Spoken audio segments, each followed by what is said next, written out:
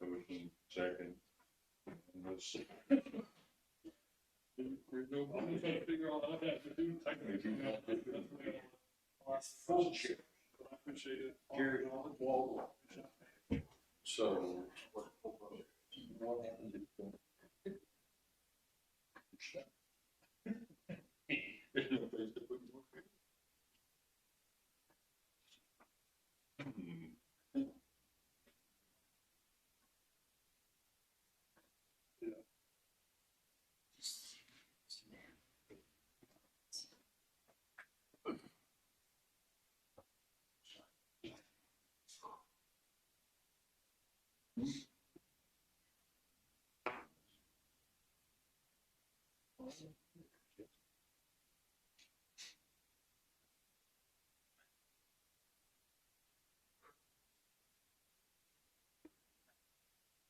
Well, I think we'll get to the bottom of it. But we're still signing down now and get the meeting started, so, I appreciate you coming in, well, thank you. Thank you. All right. Everyone, handle,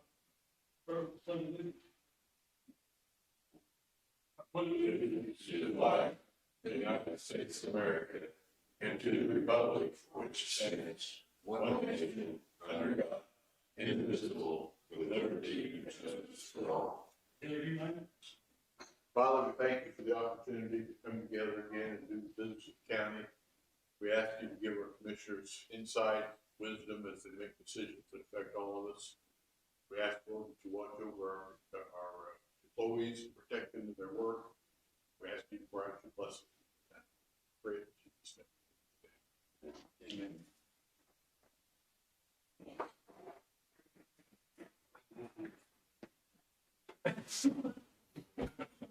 Morning, Dan. Doing good.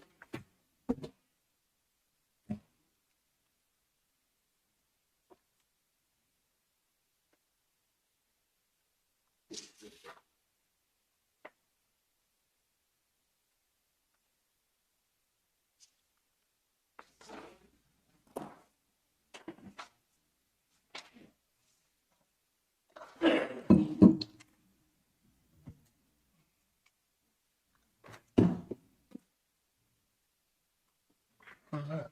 Good morning, everybody. I reviewed minutes from last week. I'll make a motion to approve. I'll second it. Motion been moved, second, all in favor? Aye. I'll make a motion, we pay the claims in the amount of $547,652.17. I guess this has the last payment to River City in it. I have to look back at the list. I think it's supposed to be in there. Yeah, it's there, I believe, but I can't find it right now. Are you gonna go over that in detail, their payout, their final payouts? Did I give you a copy of it last week? I brought one for you. I guess I forgot to give. I don't think we got it. I didn't get it. No. Yeah, it was just tying up loose ends on things. There wasn't much to it. It wasn't anything new on it or anything. But I'll get you a copy. I'll email it. It's the final. This is the final payout. Emptying out some accounts. Just go over, I just wanted to go over all the change orders and explain each one. Yeah. Because there's. Yeah, like there 16. were no change orders on this, but, yeah, we had very few change orders. Right, yeah. I just wanted to let the public know kind of like how the project went. Yeah, I'll bring that back into you next week or email it before next week, so you have it. I'll second the motion. Motion been moved, second, all in favor? Aye. Aye. David, you got anything else? I've got a couple of budgets, but I've got them scheduled later or just whenever we get to them. Gary, you got anything else with that? Randy?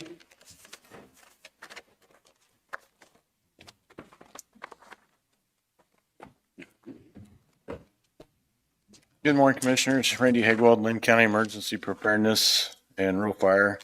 I give you the weekly report. We had 5 incidents. Brings our total up to 211 for the year. This week, we're also doing our annual pump certifications on our trucks. That started this morning, so hopefully everything passes and goes through without incident on that. The other thing I gave you was a kind of a brief summary from emergency management. I'd spoke to Kevin a couple months back. He was talking about his drone program, and I would like permission for emergency management to buy into that program, help support the new drones that they're wanting to purchase. I'm asking that emergency management gives $10,000 from the special equipment fund to support that. I kind of gave some references on how we could benefit emergency management and fire both with the use of these drones. Care to go over that? Yeah.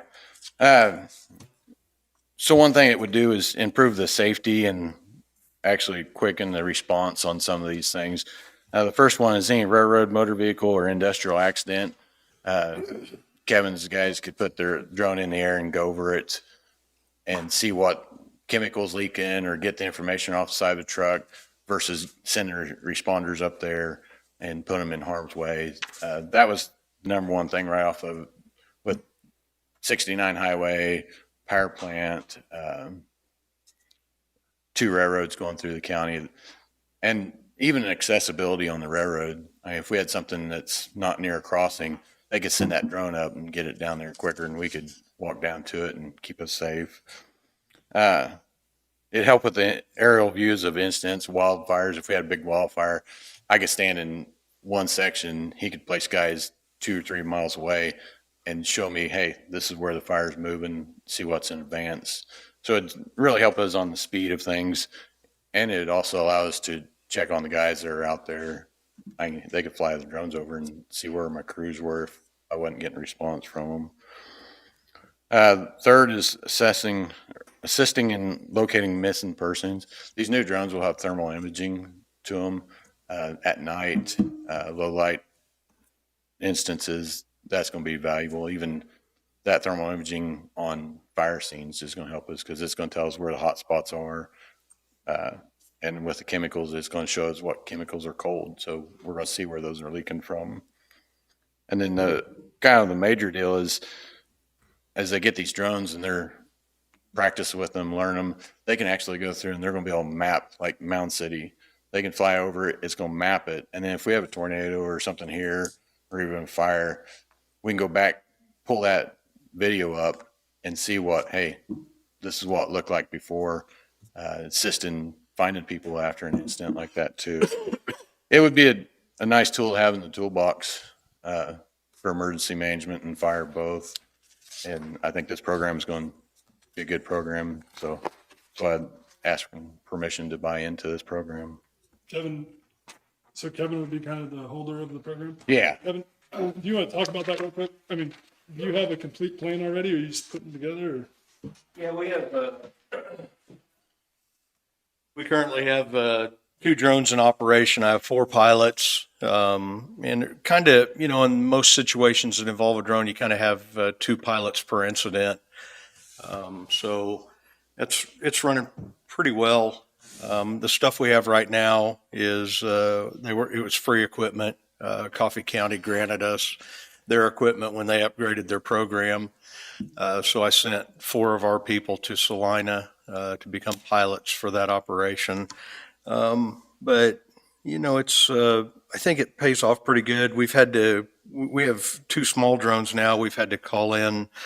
We had Bates County flying in the county last week, looking for a crash scene on a crash detection. But we've had incidents recently where we've called Allen County, and they come and flew for us. They have a big drone. And these 2 drones that we're looking at right now, we're going to look at the purchase of them through Axon, which is our body camera equipment and our taser equipment. Those drones, the package they've offered us, about a probably $32,000 package, maybe $30,000, somewhere in there. But because we're already set customers with them and we utilize their equipment, I think the final bid on that was around $27,000. We're buying in on our side with drugs forfeiture money. that we seized on some drug situations.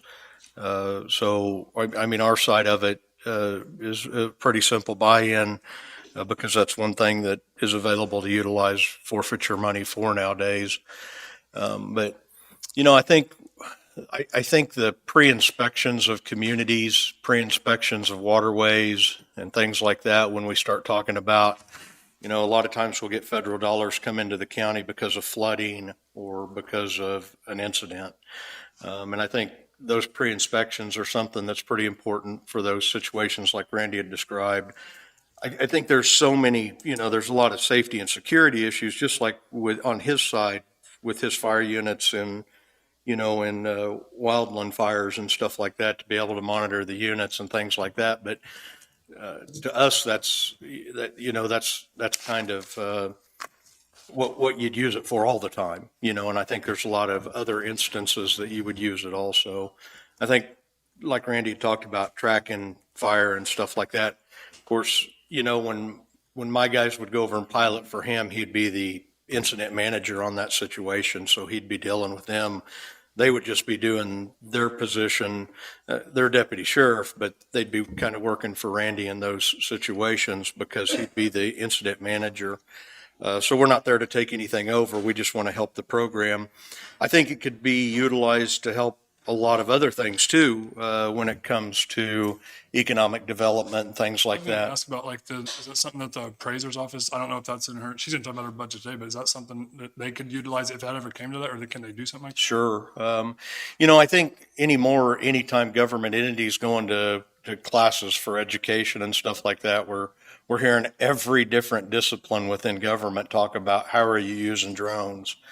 I know we hear it all the time. And I know for things like appraisal and stuff like that, it absolutely could be used. Now, they have some phenomenal mapping systems already that are in use specifically for their operation, but you know, if they needed us, all they'd have to do is call and we'd So send. you, and I know that and I don't know Johnny, but I know that they have a drone that they fly that it's kind of a big deal. They brought it to their meeting. Sean was there. They talked about it. And so would that be something like, so say that there's other departments that bought into it, you would just kind of have your deputies run it and they would kind of just pay for their own drone, if will? I mean, or how would that, or because is your Exxon, the drone, is it just emergency management type stuff, or is it something that?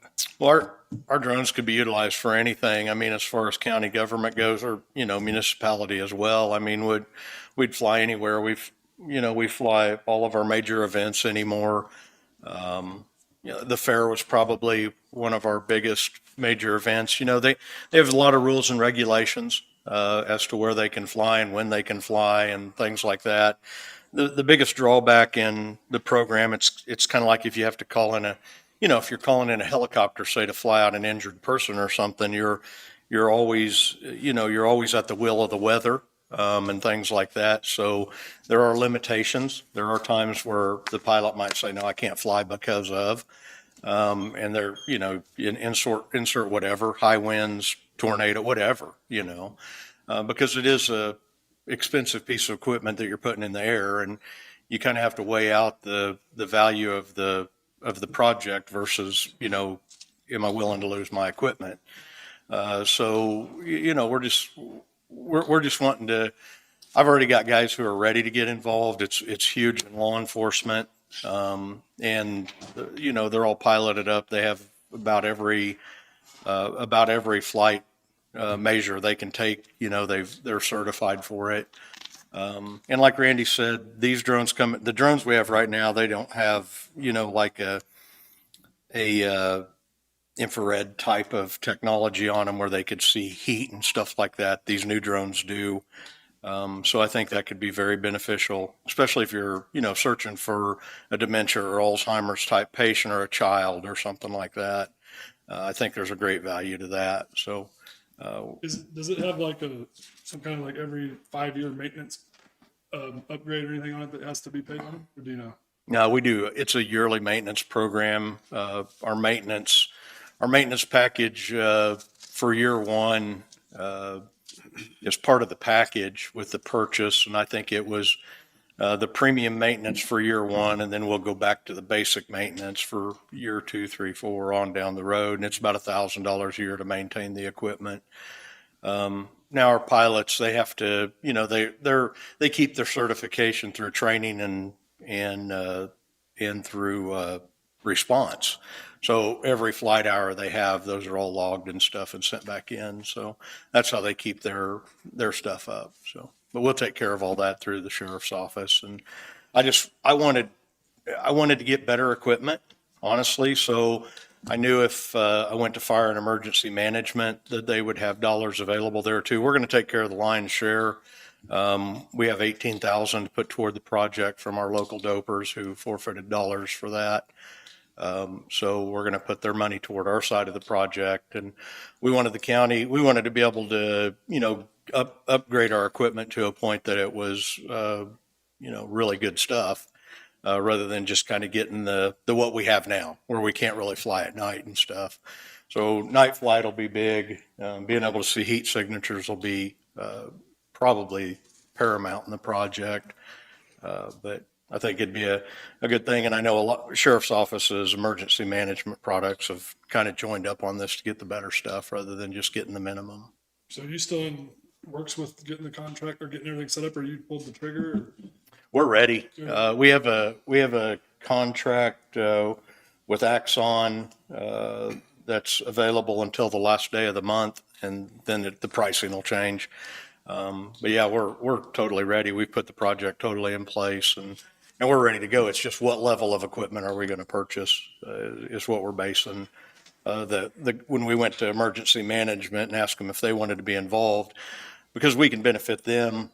You know, the drone equipment that we're looking at is, quite frankly, power line, and you know, it's like rated for power line inspections and bridge inspections and things like that. So it's 200 times digital zoom cameras and things like that. I mean, the techie part of it, I don't necessarily understand all of it. My pilots do because they're used to that stuff. But I just think it'd be a great benefit for emergency management to buy in and be able to have that available, and our people are already certified. I've talked to Randy about seeing if some of the fire guys wanted to be certified as well, and we could help with those projects to get more people on board to have more availability of the So equipment. would that, I mean, how would it, like, if so KBI or they have their own stuff, or would they pay you guys to go out and do something like that if they were doing something here in the county, or does that fall on you? No, if it's their investigation, they're probably going to have their own thing going, but I mean, we don't get to use theirs. Nobody's going to loan you out a, you know, nobody's going to throw a $20,000, $30,000 drone at you and So tell you, you. I mean, but you wouldn't go, I mean, say that somebody wanted something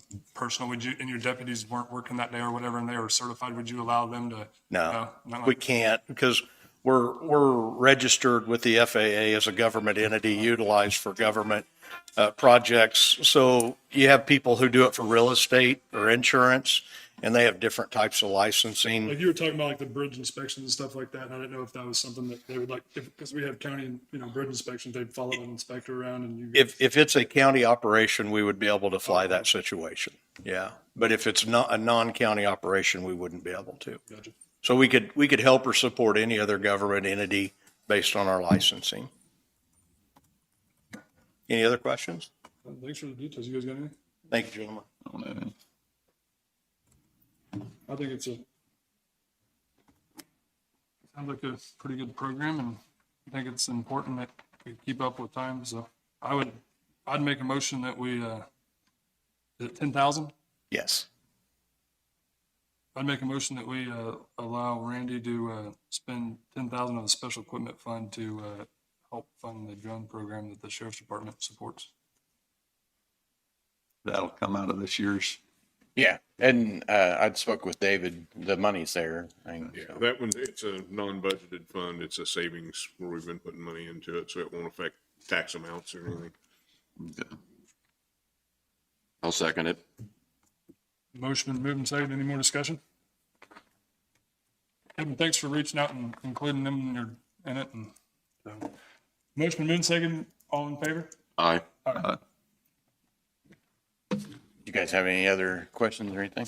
Thank you, All right, Randy. thank you. AMR?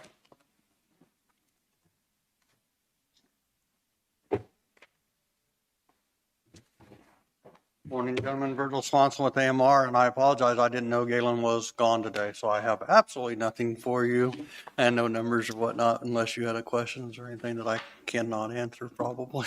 How is everything going at your guys' houses or barns and shops good? Everything's going fine. We just have one lock issue that I'm gonna talk to them about this morning. The new residents in Lacey, nothing, Yeah. everything's good on it? Yeah, everything seems to be going, as far as I know, everything's going well. My guys aren't complaining much. Good. I don't have anything else to do. I don't know anything. Thank you for coming Thanks. in. Thank you.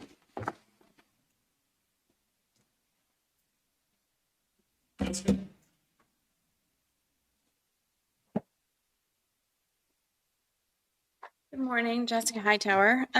First off, I've got Todd here and Mike is here as well to talk about the high-risk rural road project on 1095. You guys had questions about that last week.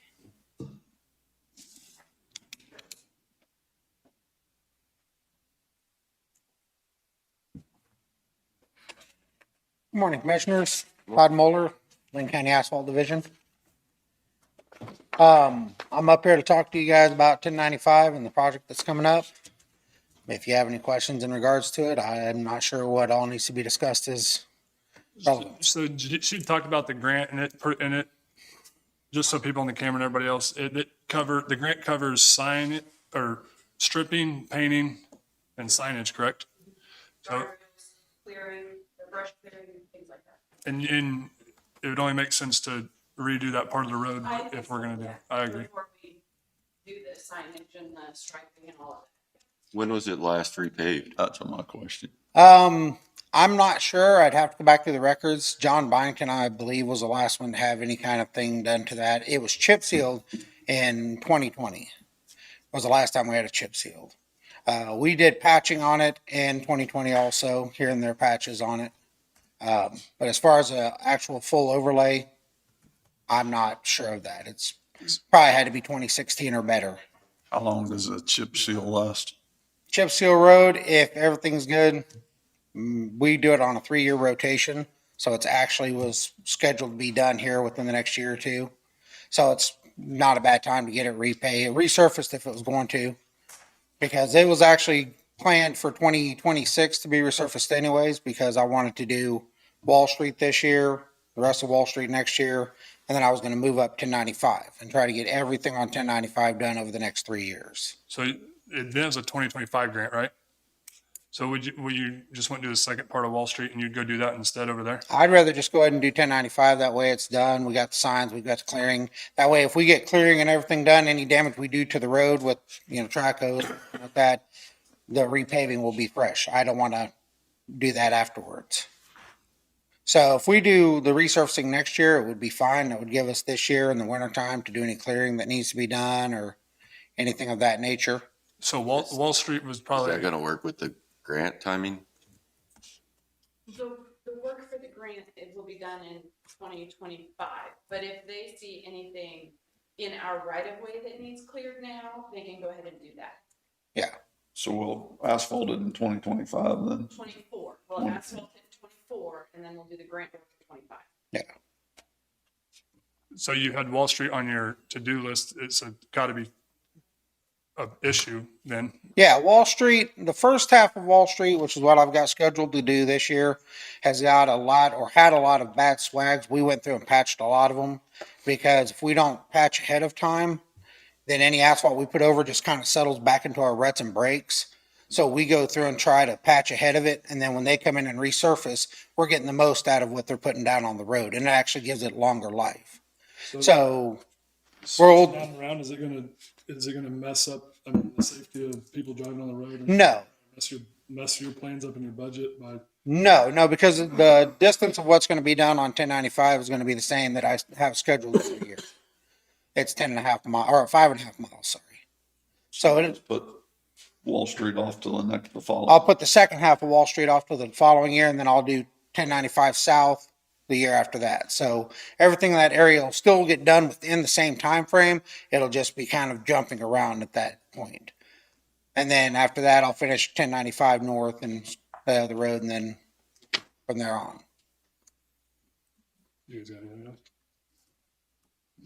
Answer my question. It worked good. Yeah, I think and what Kevin added to it too, I think it's important about the safety of, the roads and. It'll be $100,000 matching of our part, right? Yes, for the grant portion, the actual. Pavement's ours. Yes. And we typically, what is a striping bid usually typically cost on that stretch of road like that? This year's was just under 10,000.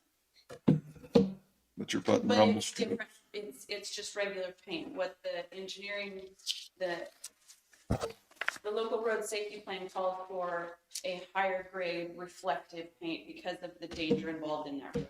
So I'm expecting the paint to come back more for this project than. So if we were to do even the grant in-house, cheaper than what the grant is, right? I just don't want to, we're not going to accept the grant and then we end up paying more, when we could have did it cheaper. It doesn't make I sense. don't believe so. Is there anything else? Appreciate you coming in. Now, do you have a, worst to best list of roads that you have? Like, when you do your budget, could you bring that in and just go over it, like a long-term plan and something like that, or how you determine that, just so everybody knows over the camera and things like that? Yeah, I can do that. When would you like me to do that? I don't know when the public roads bid, or when are they coming in the budgets? That might be a little soon, but I can give you an idea of how I determine what roads. 1095 north from Prairie View is a heavily traveled road, but it's more car traveled. You get your occasional semi, farm tractor, things of that nature. 1077 from Parker up, you have the Advanced Metal. They run a little heavier trucks on the roads there. West does a little heavier trucks on the roads around him. So I tend to focus on the roads that way more because they tend to get a little more abuse than the average road going down. A tractor weighs a bit, but they're not running constantly back and forth up and down the roads. So I tend to look at where the highest flow of traffic is, where the heaviest loads of traffic are going to be running, and then I try to kind of focus around there. If you go up to 1095 right now from 152 south, and you actually look at the low area before you get to 2100, you can start to see there's ruts in the road really bad. And that's just the amount of traffic that's gone up it, the water that's gone under the road. It's kind of just wore out the road. Are you going to be here when he does his budget? I can if you need me to. What I would like, and I don't know if this messes up everything for you, but I'm trying to be very detail oriented here. It's like, I would like for, even on asphalt, if you could explain to us, like, whenever like an outer road on each side of the highway, how it's given to the county and we have to maintain it, correct? Yeah. Little things like that, so everybody knows why. Because I get phone calls of, why is our graders over here doing this road that's a dead end that has one residence on it, while these roads out here, and that's what I'd just like, just a rhyme to your reason of, Well, I can give you an answer to that real quick too, if you're referring to Thomas Road down there. I'm just referring to everything in general, like kind of how your operation runs, and I don't even know enough about it, and I'm against asphalt. I'm not against it. I'm just not educated enough in it, and I would like to know a lot of details, like this road out here. Some people probably think that we would asphalt that, but it's a state highway, correct? So we don't have anything to do with that. Yeah, we have nothing to do with Or like the road or the highway, like 69 highway, there ain't nothing we can do about, like bridge, or stuff like that. So I get phone calls of that, or why we haven't done something like that. And I'd just like for you to explain, by statute what we have to do. And, Okay. I mean, does that make sense? Yeah. I don't want to make you guys' life harder, but I think funding wise, we're okay to have that discussion. What you're asking for, we can bring back into you, because the length allowed, the amount of materials don't fluctuate enough. What we're talking with Todd is simply what stretch of road. right. And So the funding versus what you're asking him, we can bring back into you. and we were asking it of everybody else and kind of being pretty, harsh about it. And I think we should, everybody that is significant in the county should have an explanation of why, why their department's funded the way it is. And, give me a rhyme to a reason. So, I mean, you guys feel the same way, or? On this grant, where do we determine what work we're getting out of this 300,000 and then the 100 and some of ours? Is there a detail of what we are going to do on? So there are some things that the grant will not fund. So we have to go out and get bids on this We do, once. we'll have to get bids, part of the process. And I'll work with the state on writing those and send those out and that kind of thing. The preliminary engineering is estimated at $62,000. That's not covered at all. That is part of our matching. That's part of the 102. The rest, the construction itself and the construction engineering inspection, that is, it's a percentage split. And I don't have the percentage right in front of me. I'm sorry. I have the dollar amounts here, and I can hand you that if you would like. But it's a project total. The project total, the estimate is 453,000. Our portion is 102,000. Their portion is 351,000. What if it goes over, I guess is what I'm asking. You know, I mean, If it goes over what what the grant percentages and things are, then we would be responsible for the overage. we are. So do you have to do any kind of science studies or anything like that to see where they're placed? That's goes The into the engineering? preliminary engineering, yes.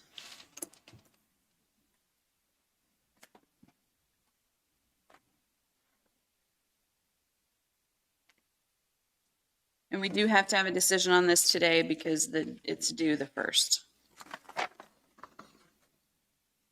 How do we determine without a bid of what we're actually going to spend? Yeah, I know. And you don't think that everything we're talking about, if you had to do it in-house, Todd, that you could do it cheaper than that? No? We could do some clearing and stuff like that. Everything else they're asking about, I don't believe we could. I mean, the surfacing, yes, because that's gonna be what I have bid every year. And the road striping, yes, but when it comes to all the rest of the stuff, I don't know how. Like a road study or science study, Sean, do we have that on hand that Amer goes off of? I mean, how do we know our signs aren't in compliance? Does that make sense? It's a matter of being in compliance or out of compliance, and I think what you're looking for is all going to be fed back to us from the engineering study. The actual plan isn't developed until that engineering study's done, and it will detail out not in compliance signage, but better signage, more reflective striping, probably some clearing for line of sight, and the other issues that are going to improve that stretch of roadway. So, and I understand the quandary that you're in, trying to approve something without the plan in place. But until we do that engineering plan, quite honestly, if we answered these questions, we would be guessing, and I don't want to do that. If we apply for the grant and then just see that it's going to cost more, do we still have to do it or? No, you can always reject it, even if you get it. We already So were we've gotten awarded the it. grant. What we can do if we get that, so if we accept this, we have to do the preliminary engineering. That's a prerequisite before we get any funding from the state. We have to do that because that's going to guide what the work is. If we decide that preliminary engineering is over budget, if it's going to cost more than what these estimates are, we can reject it at that point without taking any state funding. If we stop at any point after we receive funding, we're going to have to send money back. And what's the engineering cost? 62,000. 62,000. And that estimate came from Peppercorn. They worked with me on the grant application. And when you redo the roads, we just go back to the way it was. We're obviously within compliance of the state, correct? Yep. You don't, okay. Yeah, the only thing we can't do is we can't lower our roads like the state does. The state when they go to redo a road, they'll mill it down so many inches and then they bring it back up a couple inches. That way, if it comes time for them to resurface, they take it back to what it was before it was milled. They never go above so much thickness. We are constantly adding to our roads at height. Why is that? We don't have the ability to take them down. Oh, just because we don't have the equipment? And if we hire a company to do it, it would completely destroy the budget to get a few miles of road. So is that the longevity of the road? I mean, Does that take it down a lot by doing that? It doesn't take it down, it makes your front slopes steeper and actually narrows the surface of the road. Because you're building it more towards the pyramid peak. And then you got your ditches and drop offs. So you're losing your shoulders, you're losing all of that, making the road steeper on the front slope. So it would actually benefit us if we could take our roads down in height and then, I mean, when you do something like that, I mean, you have to figure in doing all the site work on the side, on each side. I mean, that's, how long does that take you? Usually on a typical job, a few days on each side? are you talking as far as overlay or talking if we had no?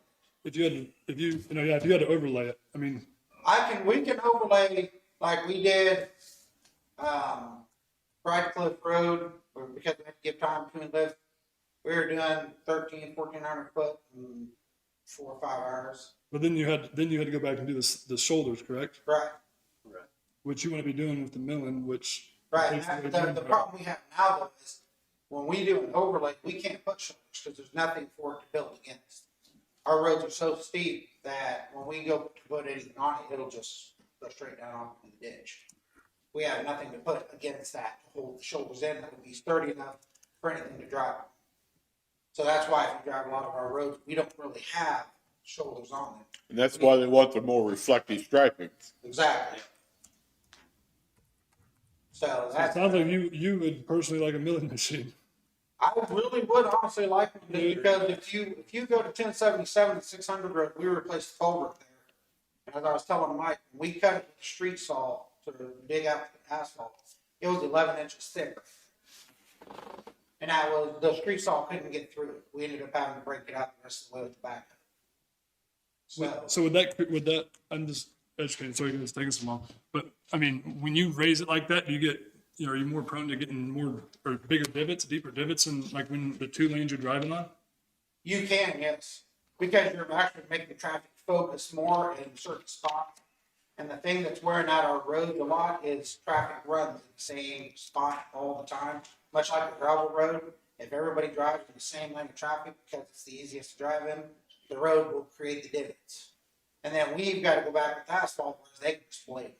That's the nice thing about that. So we've got to go back to top mix and actually patch the divots out of the road. Whereas if we had the ability to mill them down, we could put our hot mix back, but there would be no chance of a divot inside the road. And long term, that'd be better for us. Yeah.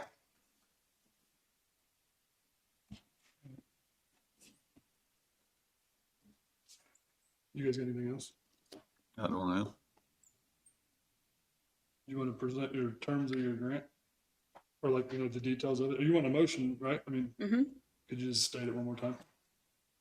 So the grant is for safety instruments along 1095 from 1650 to 7. I'm sorry, to 152. I keep calling it 7. It's 152.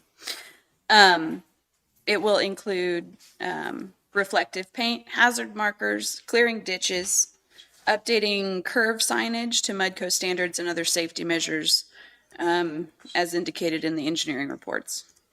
Does that have anything, like if there's any bridges or any like guardrails or anything? So guardrails, yeah, there are guardrails on the culverts that are there.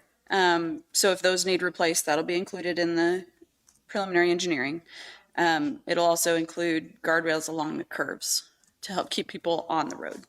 Which is gonna be one of the major things on this road, is it Right. not? It's That's gonna be, so you're asking what we're gonna get out of this grant is it's gonna be guardrails.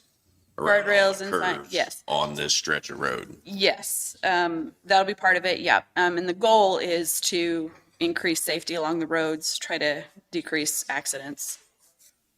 If there's a bridge that's in that route, do they inspect that? I know we get we get some We kind of get, inspection on it. Do they cover I that think too? biannual inspections, I don't know that It does. Okay. bridge inspections are included here, no. I don't believe so. And it was chose, can you tell them how it was chose, like with? So the state does local road safety plans I believe every 2 years. I don't know, I wasn't involved in any of them. I got the report after it was completed. And this one, every section of road that they inspect, they assign a risk score to. 24 is the highest. this section of roadway scored a 19, which was the highest. The higher the score, the less safe the road is. And this was one of the highest in the county as far as road safety score. So that's how we chose it to be part of this grant. It is a major collector road, which means it connects one county to another county. So 1095 connects Linn County and Miami County. So that also made it a higher priority for the grant. There were 19 grants awarded across the 105 counties in the state of Kansas. So, About a mile of floodplain. since there's a mile of floodplain there, will they engineer that to I don't- get better flow or? I can't answer that question. That makes sense. I don't believe flooding was How would we, listed in that report. would we, I mean, if we knew it was an issue and we could fix it while we were fixing the road, is that something that you do take in consideration or no? Yeah?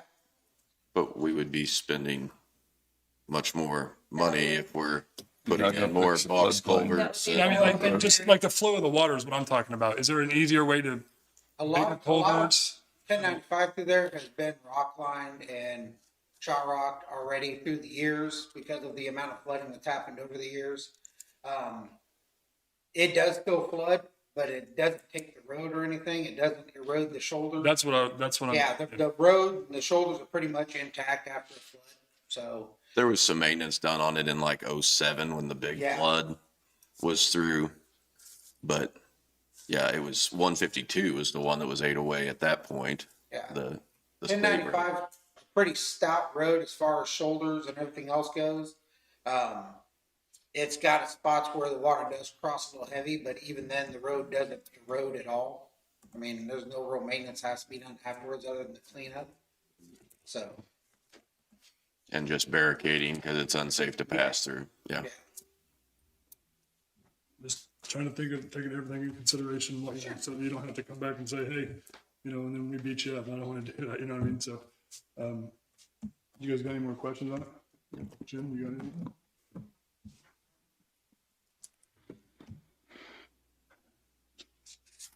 Can you, one more time, tell us the matching, the name, whatever the newspaper needs to put details in it? So this is the High Risk Rural Roads Grant Program from the state. The grant amount is going to be $351,000. Our matching portion is $102,000. And the total project is going to be $453,000.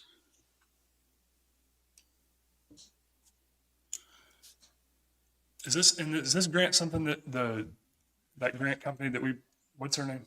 The one that's coming in today? The Regional Planning Commission, no. They help you? No, they didn't help you? No. Gotcha. And the 62,000 will be on top of that, right? No, it's included in the 102. It'll be included, okay. Yes, that counts towards our matching portion.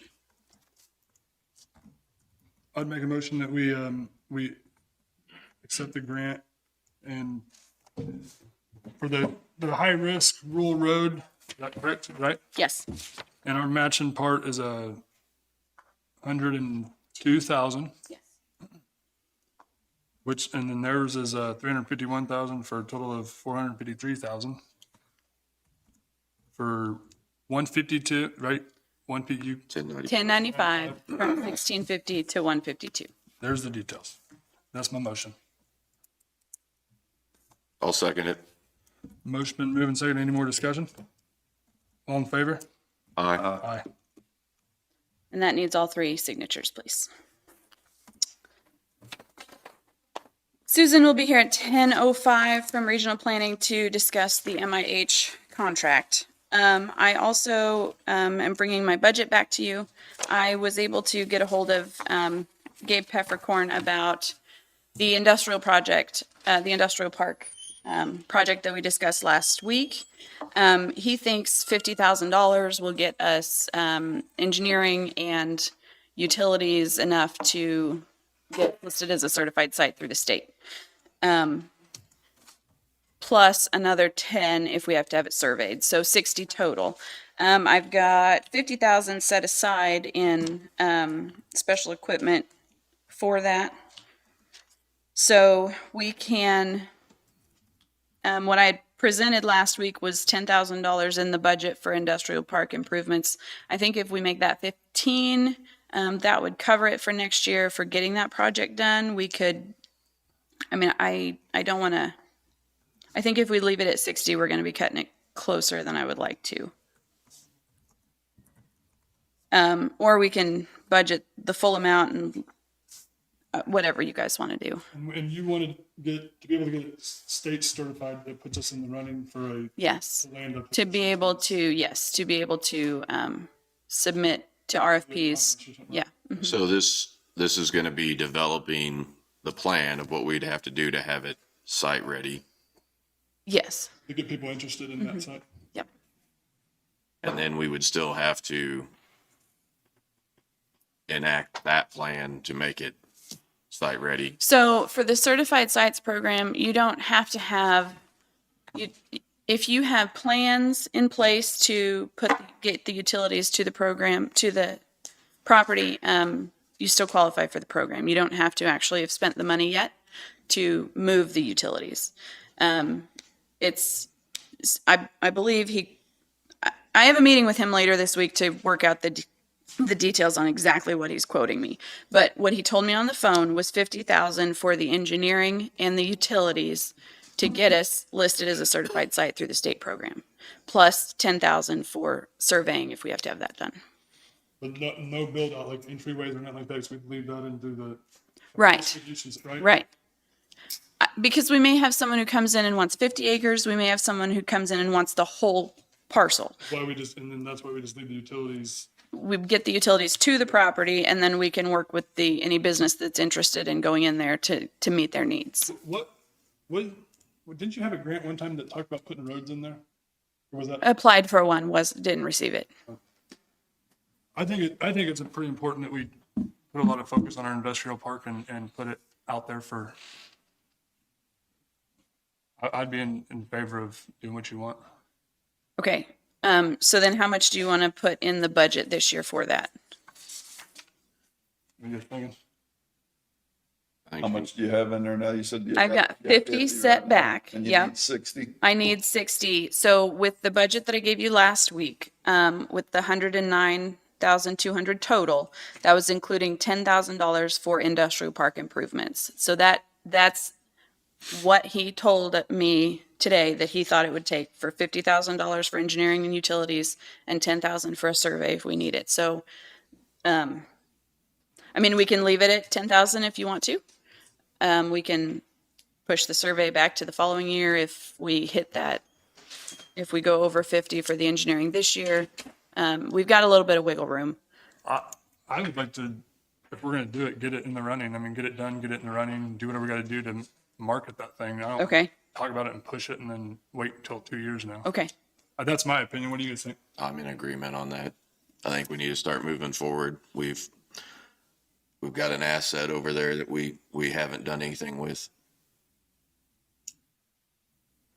Okay, so would you like me to put in 15 for industrial park? That way we've got a little bit of wiggle room. I could do 20 if you would rather do that. I can put, whatever you guys I think think. 15. 15? Okay. Yeah. Okay, I can make that change and then give David the form for you guys to sign if you need to this week or whenever. Okay.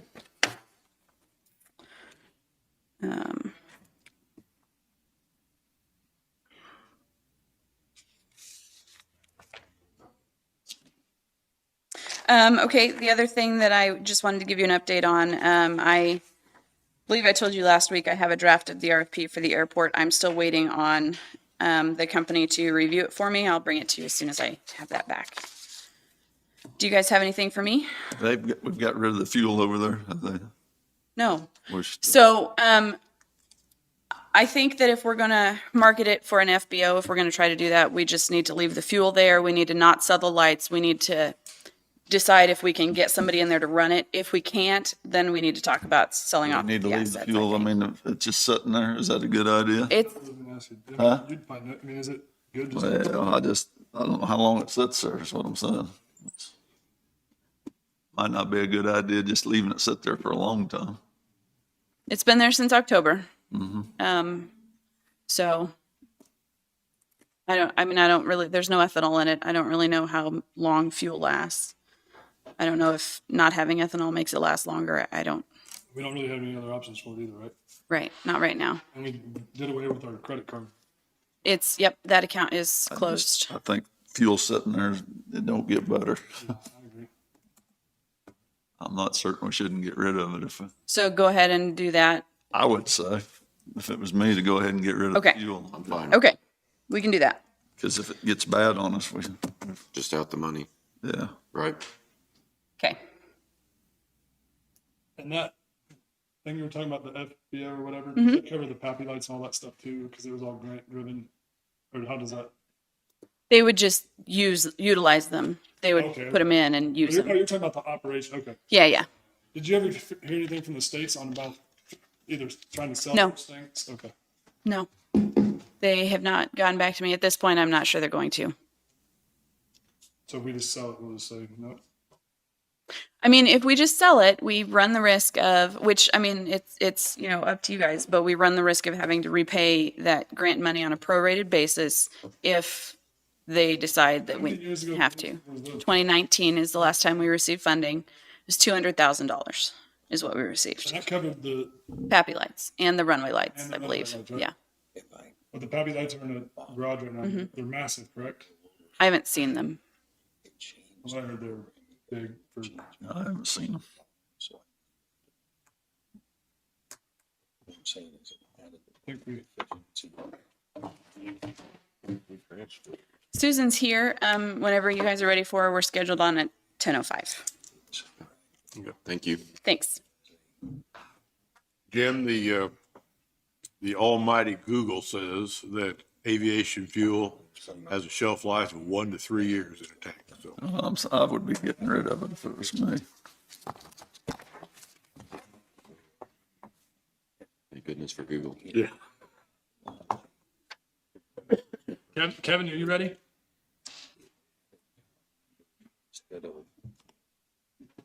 It should if you're spending it out here to transfer. It's gonna spend under this budget. Morning, Commissioners. Kevin Friend, Linn County Sheriff. Numbers for today, 50 inmates in. We had 21 releases this last week, so 71 inmates in and out. Have 31 of those that are farmed in from U.S. Marshals or from Wyandotte County. Last week, we had 93 911 calls, 3,110 jail contacts. Total calls for service countywide were 502. Civil service papers served were 23, had 6 VIN inspections, 13 new cases open, 10 cases closed. Our office worked 2 vehicle crashes, 95 bailiff contacts at the front door, 31 of those were calls for services, and we had 9 livestock out complaints. And that's all I have for the commission, unless you have anything for me. Kevin, would you mind going over that, the maintenance contract? Would you want to do that or no? Maintenance contract for what? Or the HVAC? Oh, yeah, we can go over that. I don't have the contract with me. Just a basic of what it is. Yeah, so our maintenance, our HVAC contract, of course, that's a big portion of our facility over there. We have several rooftop units. So that contract is with Myrick Mechanical out of, they're out of Pleasanton. Union shop over there doing HVAC in Linn County now. They were able to, they brought in their technology, read all of our units, told us the maintenance that would be performed on those yearly. Really professional bid, probably 20 or 30 pages deep of things that they would be doing. They're going to be storing, purchasing and storing all of our filters and things like that for us. We'll have quarterly inspections, and they'll take care of all of our filter changes, and then they'll have an annual inspection that gets pretty deep. They're even doing like our, walk-in coolers and ice machine, all of that kind of equipment. So they'll be taking care of every piece of that cooling or heating equipment in the facility. In his software program, it keeps the track of longevity of the machine when we should start talking about replacing it, thinking about it for budget wise, correct? Am I correct? Yeah, actually, he comes in and scans the label. on the device, on the roof or wherever it's at. It could be a cooler or a freezer or whatever. He scans the label. It tells him what his maintenance is. And it talks to him about the longevity, and how that thing should be processing. Kind of neat technology. He dials into every one of those instruments and reads everything, so he can give us updates on where our equipment stands. So really robust maintenance program. And I'm asking, because I brought this up, I think, a year or two ago, and just basically, just barely talked about it, but I personally think it's something that we should think about, or have him, consult with him and see if we should do it on all the county entity, or every building we have, which I think there's 200 something units. I could be wrong, but I think that's what I remember. I think it would help out a lot. I know we just replaced something at Lacey. I know we replaced 100 of them at the elderly program in Pleasanton. So, I feel like it's pretty important that we, I think over the years, the maintenance of that type of equipment is one thing that we kind of missed. And unfortunately, we spent a lot of dollars. I know when I came to Linn County, I had a company working on the old jail over there at 107. And, I think that maintenance program was shoddy at best. We ended up letting them go from that situation. But I think having folks in doing those types of programs, and one thing I really like about these processes nowadays, we have local people who are doing this within the county that do it all over at other large facilities and things like that. So, it's just like our sprinkler project over there. We have a local contractor who is doing our sprinkler and backflow maintenance and stuff like that. And that's Conley Sprinklers. Of course, they installed our system. They install most of the systems in most of the jails in the state, as well as in Missouri too. Just their locale is good, but they just happen to be located here in the county. So, I think especially when we're finding our very own taxpayers to do the maintenance on our equipment that is county owned, I think there's a huge benefit to that, because they actually have a buy-in to this. Part of their tax dollars are paying for those maintenance programs. And I think that's important if we can utilize those folks, and quite frankly, travel is, you don't get all those travel dollars in your bid when you're using local maintenance people. So, and quite frankly, probably the best contract out of Myrick Mechanical for our HVAC, probably one of the most detailed contracts I've been involved in as far as what they're doing for us, because not only was the equipment all listed within the contract, but there were photos of the equipment and all the tags and everything. So we have all of that data within our system now under our contract system. So pretty handy and very beneficial to our office as well, because we know exactly what we have on our roof now. yeah, I think it's important. I appreciate you dealing with all that and getting that set up. And when I saw that, I was pretty happy. So Yeah, I think it just kind of goes back to where we were with our generator program as well. We done that maintenance contract with them earlier this year, and I think we'll have better equipment in the county with a longer lifespan, because before it was kind of like we knew there was a generator at the health department, but up at the old health department, we just left it there because it was inoperable. And I think the things that we have to do is make sure that we're maintaining what we have to get into the future with it. I agree. And I don't know how you guys feel about it. I know you guys got the email probably, but that's not something that I kind of brought it up last year. I actually, before Travis started his company, I reached out to him and Weber both and asked him, if that was something that, because I do that in my company as a maintenance contract. It's just, let's stay ahead of it. And for budgeted reason, I'd love to do it. So I don't know how you guys feel about maybe reaching out to him and trying to figure out what we can do to try to get something like that for every county building that we have, which I believe in the long term would really help us out. So, anything else, commissioners? I don't have anything. Thank you, gentlemen. Have a good day.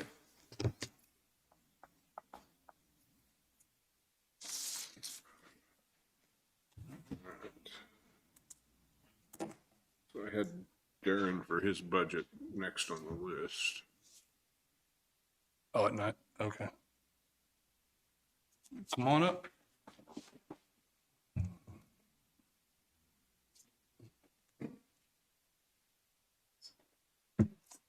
Good morning, Commissioners. Darren Wilson, Planning and Zoning Director. I bring to you the budget for 2024. I put together this budget for 2024 for your consideration. I've been able to lower it by about $10,000 from previous years. With review from 2022 budget and 2023 budget and what has been spent thus far this year. Personnel. The increase is taking the planning and zoning wage from hourly to salary. I have taken the hourly wage and combined overtime that is put into the job and come up with the salary. In conversations with my supervisor, this in the future makes it easier for future budget planning. Short job description, planning and zoning, code enforcement, floodplain management, wastewater management. I've made a comparison to other nearby counties. The salary is still below the average of neighboring counties. Contractual, in 2022 and 2023, the comprehensive plan and zoning regulations were taken from planning and zoning budget. The comprehensive plan was budgeted for in 2022. The zoning regulations were not included in the 2023 budget. I have increased the fees for conditional use permits and zoning changes be up this year to cover the administrative costs associated with them. Past years was not adequate to cover the time spent on these projects. Also, the applicant is now paying the publication and mailing fees associated with these applications. The fees are paid out of the planning and zoning contractual budget. However, now there's revenue coming in to cover the cost and is just deposited into the general fund. I have also increased sanitation and building permit fees. The old prices barely covered the administrative costs associated with these permits. Therefore, the overall contractual line item can be lowered by $15,000. Commodities, this line item is to stay the same. The planning and zoning, code enforcement, floodplain management, waste management line items includes fuel, office supplies, miscellaneous and tools, hotel expenses. Capital outlay, this line item is to stay the same.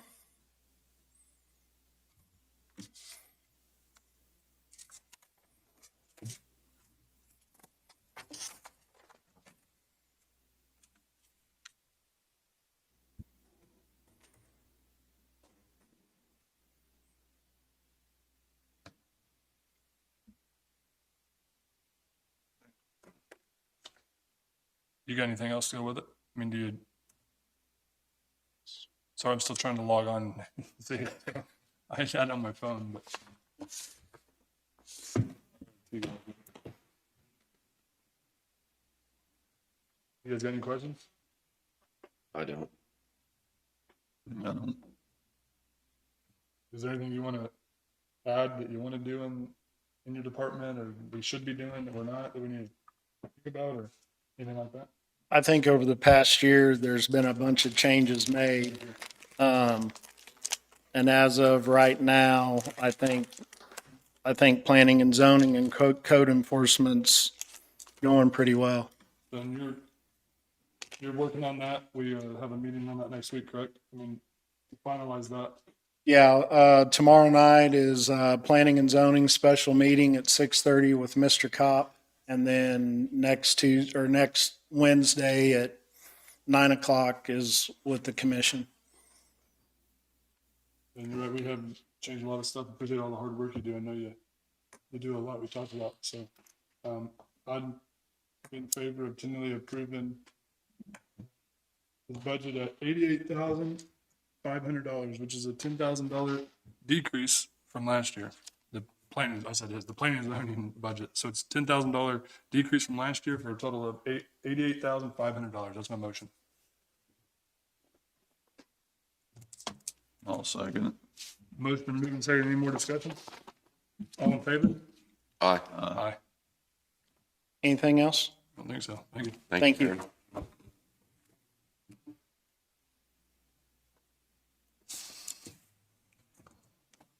Open it up for public comment real quick. Does anybody have anything? Public comment? You guys got any public comment?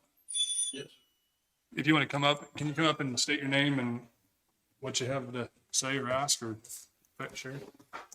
My name is Barry Mitchell. I live at Tanglewood. I'm a resident of Tanglewood.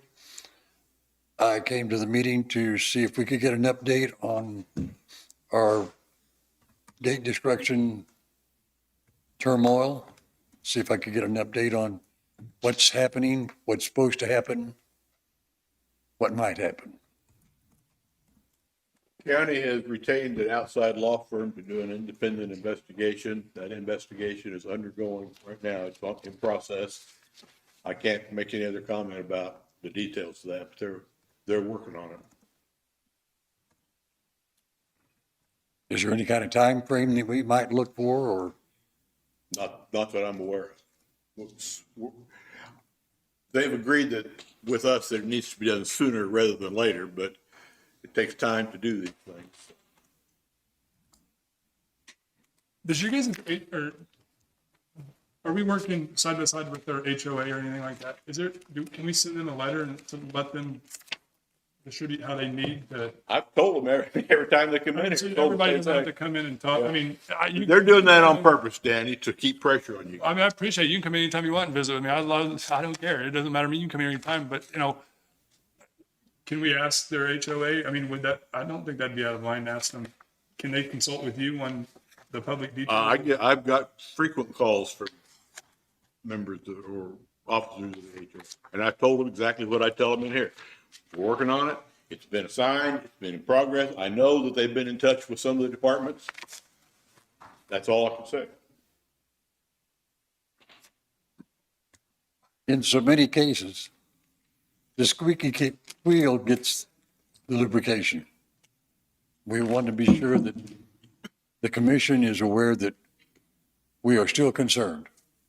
Would like to know what we can find out when you find out. Thank you.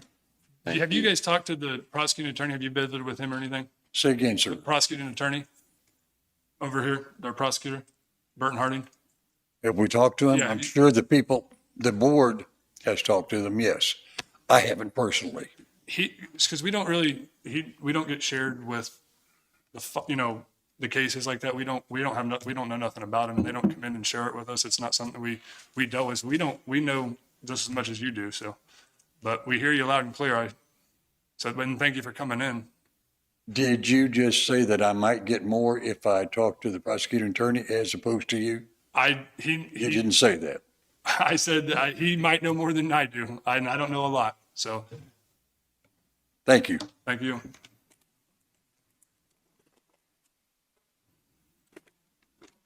Any more public? No.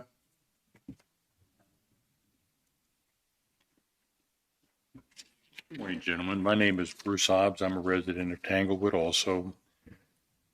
I'm sure you're aware of this, but everyone out there is very frustrated because 3 gates were damaged. 3 gates were completely removed. Only 1 has been reactivated, and that's for several reasons. I understand there's still damage going on to gate number 1 off and on, not as bad as it was before. But gate number 3 is the one that everyone has to use now. And I'm just explaining the frustration that it's such a long drive for everyone to get out to get to gate 3. Can't go out gate 2 or 1 anymore. And that's the reason we're concerned, that we want to make sure that something happens here, that this won't happen again. We understand that there have been some arrests. I don't believe all of them have been arrested. I don't know if there's any additional warrants out for their arrests, but the prosecution, I think, is really going to be the key to getting this solved. In all honesty, after the arrest, everything quieted down except for evidently one person keeps trying to circumvent gate 1, which is the closest to the office. I don't know why there, but not complaining, not just saying that we're very concerned that this doesn't happen again. And the arrests and prosecution, I think, will be key to this. What has happened so far has helped quiet it down a bit. Even on the Facebook page, the negative comments on the Facebook page that we have quieted down. So if we could keep pressure on the arrests and the prosecution, that's going to be key. Have you guys visited with the courts or anything like that to see? I have personally not. It's kind of, I mean, I could be talking wrong, but it's kind of out of our hands. They have absolutely no input into the prosecution or the arrests. I understand. This is just a But public forum. That's really it. That I understand. You're not the attorneys. You can't prosecute. You're not the sheriff. You can't go arrest them. But like you say, this is the public forum and it gives us a chance to say, Yeah, we're still very interested. Yep. And at least the sheriff's office and the prosecuting attorney's office can hear that we're still very concerned about this. And they're reluctant to fix the other 2 gates at this point because they're a little afraid that they're going to be damaged again.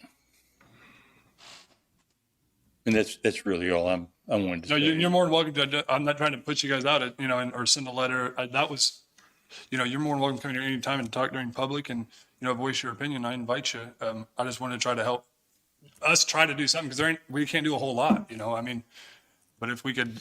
But all the parties are here. They're back there. So, Maybe that's where you start then. I mean, I don't know. Go talk. I mean, getting a chance to talk to the attorney face to face or to the sheriff is not easy to do, I'm sure. I mean, they have other things to do other than sit and talk to us. Right there. Well, yeah, but we're talking to them through us right now. So, I think it's your right, and if you want to talk to him, I believe last week the sheriff said that he'd be happy for folks to come in, make an appointment and visit with you, didn't you? I don't think we want to have 50 people come in one at a time to sit down and talk to you. I would think you're much busier than that, but that's all I really had. Okay. Thank you. Thank you. thank you.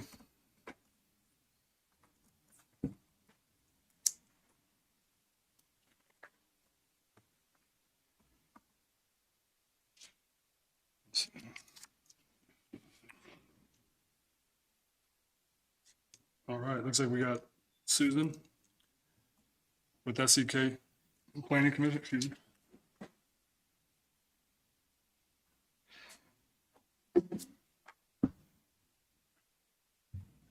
I just wanted to real quick remind everybody what we're discussing today. This is the moderate income housing grant application that I would like the Regional Planning Commission to submit on our behalf. They will, because of the complexity of the application, they're going to charge us a $5,000 application fee, which is due at the time that we submit the application. And then $18,000 of administration fees over the life of the grant, which will come out of the grant funds. And we can use ARPA dollars for the application fee. So you all had some questions last week that I wasn't able to answer. So Susan's here to answer any questions you have. And you fund this through your budget, or you fund that 5,000, right? Is that what it is? 4,000. And that, can you go back one more time what that covers beyond? So that's kind of our membership fee for the county to be a part of the Southeast Kansas Regional Planning Commission. They will help us apply for grants. And because we are a member, any of our cities can join for $50 and they get the same benefits that we do. And this one doesn't fall underneath that because it's just how big it is and details that, right? Yes. Could you say your name and explain it to us? Sure. Susan Galmore with the Southeast Kansas Regional Planning Commission.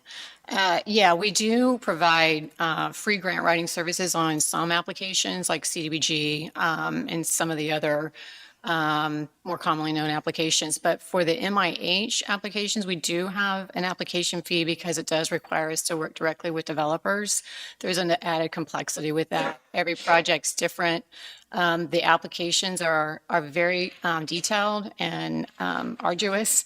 So there is a fee that's actually a discounted fee. We have a slightly higher fee for those outside of our territory that don't belong to our regional planning commission. So these are a little bit different of a process than some grant applications. So that's why there is a application fee. So you said you'd write the grant, you said you'll deal with the developer, is that what you said? Yeah. So you guys, throughout the entire projects, all of them? Mhm. So you act as like a kind of an owner's rep or We're consultant? kind of or like, something? yeah, we're kind of like the liaison for you guys. It kind of gives you a third party, an outside third party to work with them. And if there's, it kind of gives you a little bit of buffer if you need it. If you don't need it, that's great. But we do a lot of the application. There's different pieces of it. There's a piece that is about the local information that Jessica will help provide. But then there's the bigger piece is actually specific to the developer itself. So there's a lot of, there's things they're going to have to provide, financials, performance, what their project is, designs if they have it, long range planning. Can't remember if this was rental or leaning towards homeownership. So they take different paths depending on what you're doing, whether you're going to have infrastructure involved or not. So there's all those different pieces in that application, but the developer is kind of the key in all of that. That's the one that's going to make you determine how competitive your application might be. One of the keys. Are you working on any of these MIH grants right now with anybody? I mean, are you consulting anybody, other counties? We do have some currently. They haven't announced the next round yet. We anticipate the next round will be due August, September, but they have not released that yet. So all the ones coming in the next round are kind of in a holding pattern. But we do have ones that were awarded in the previous two rounds that we are working on in real time that are going forward. So this grant is, as far as we put our money into it, how can we control the builder, make sure this is passed on to the homeowner? So the grant itself has got some rules in there that they have to abide by. And in regards to if it's going to be a homeownership type of an application, there's going to be some restrictions placed on how that happens. And so through those rules, they flow down to the county, but then also to the developer and to actually the buyers as well. They can't, benefit from the grant. So there's a 3-year repayment agreement. If they say somewhere to buy the house and then sell it within 3 years, they can't capitalize on the benefit that was received. So there's some restrictions in place that way. The developer, he has to provide specific outline of his project as far as a budget, development budget, and how he's going to implement that going forward. So all of the numbers are established in the beginning, and then he or she, there's some reporting requirements that they have to abide by. They just changed it. It was monthly reporting, now it's quarterly. So there's quarterly reports they have to provide that shows what they're doing, how they're doing it, what monies they're utilizing for it. And so it's tracked all through the process. And if at any time you're not comfortable with that process, the state is KHRC, Kansas Housing Resource Corporation. They have field staff that can come out and do on-site visits with the developer and the grantee if need be.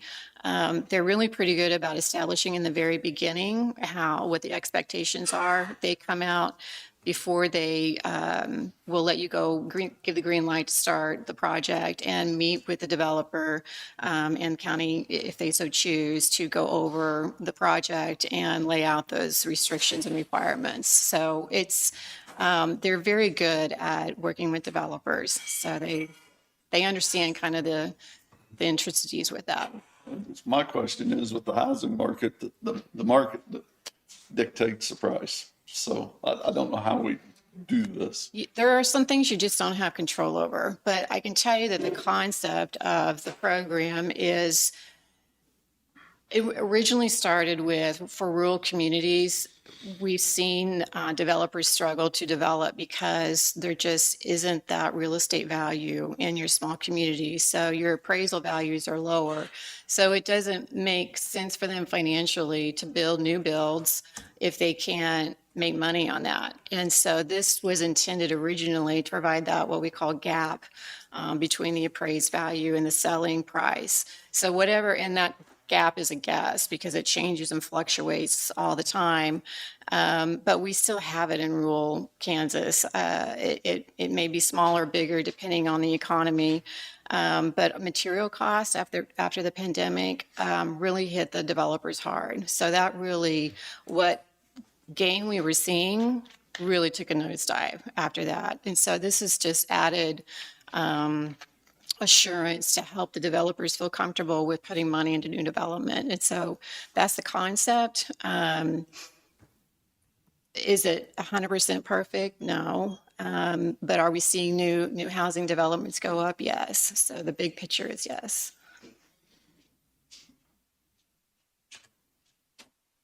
So say something happened in the middle of the project. So the house goes on that developer's land, correct? Or whatever, right? Is that right?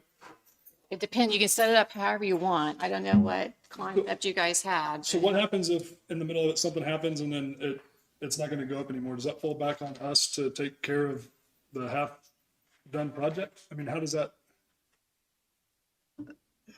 No. Do people put it in their estates and then they pass away, they give it to their kid and then we're out of everything? I just don't understand. I don't really understand the program, truthfully. That's why I'm asking questions. So, yeah, no, that's a good question. So keep in mind, you can, one of the difficulties with this program is that it has very broad parameters. So you can structure a project however you want, but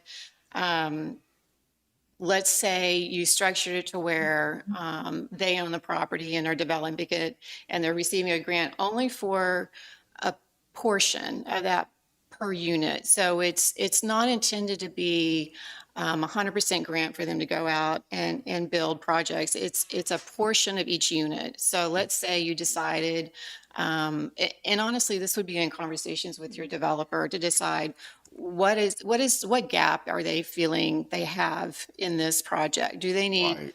Why are they not developing in our communities? Exactly. Yeah. Why haven't you developed? What do you need to get it developed? Is it 20,000 per unit?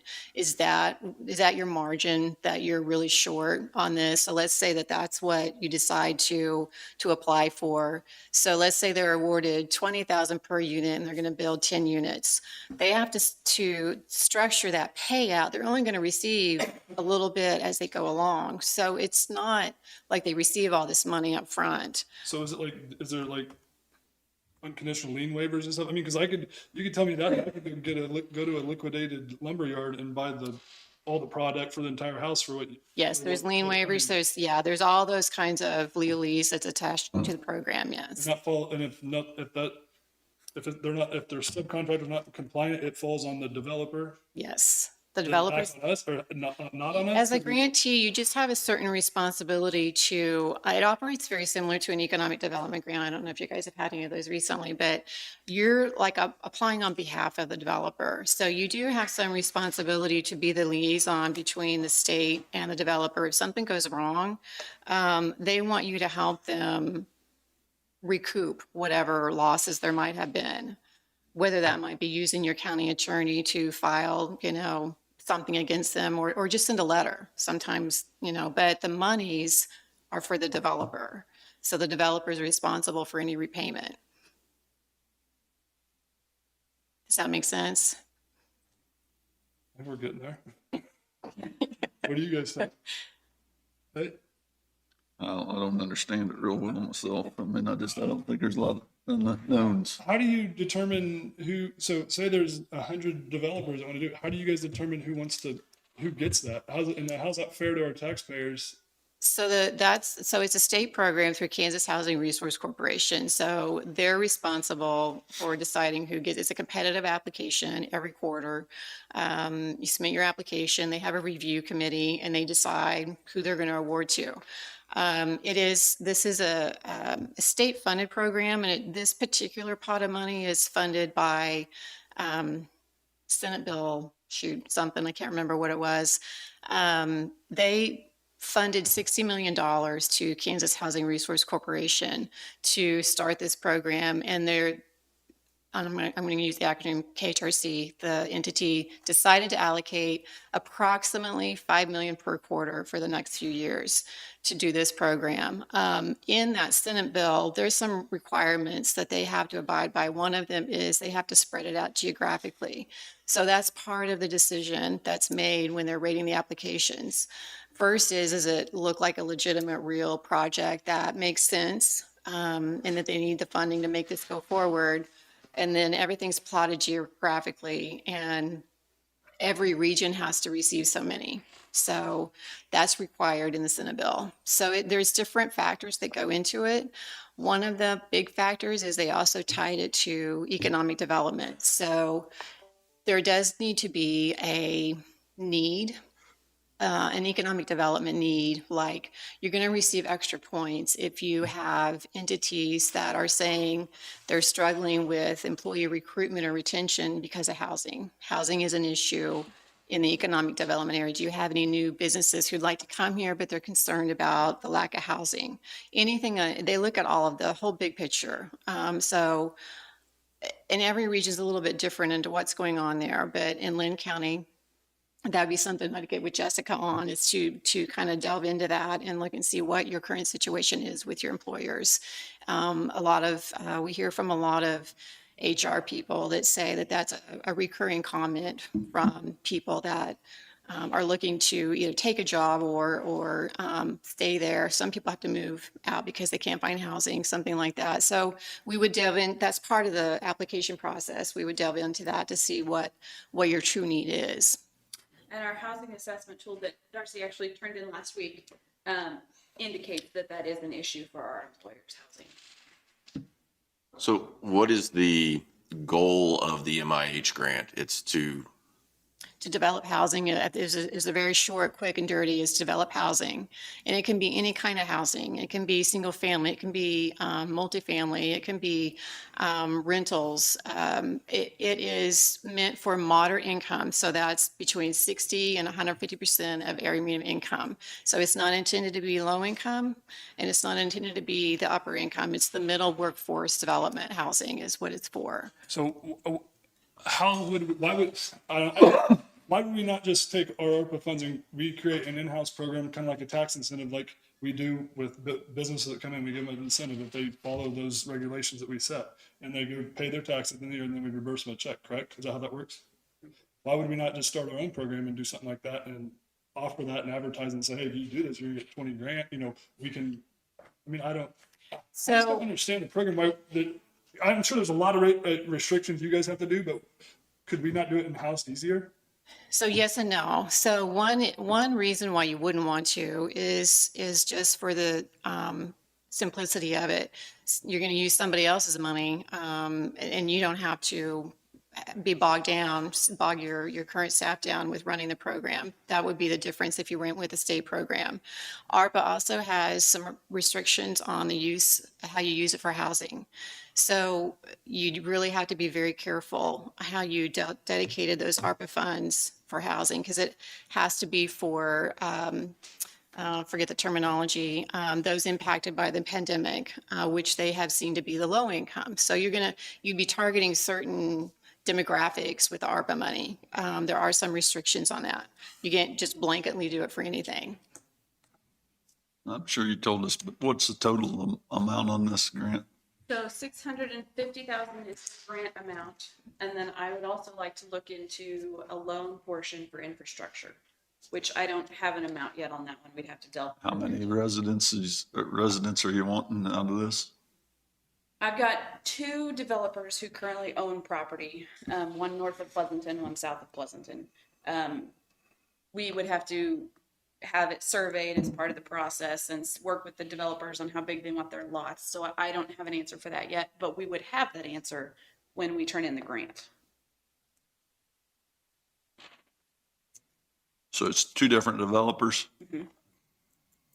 So how do we choose from them? We get to choose that, or? Well, my understanding from talking with KHRC is that because they're both in the same town, basically, that we can call that one project and use both developers. Part of our issue with the first round that we applied for, we only had one developer, but we tried to scatter it throughout the county and they didn't count that as one project because it was so widespread. So by condensing it, we can call it one project. So the developer will get to choose what cost a house he gets to build. They've got to be between 165,000 and 250,000. I believe so, yes. 165. For the sales price, yes. And that's determined by HUD income limits.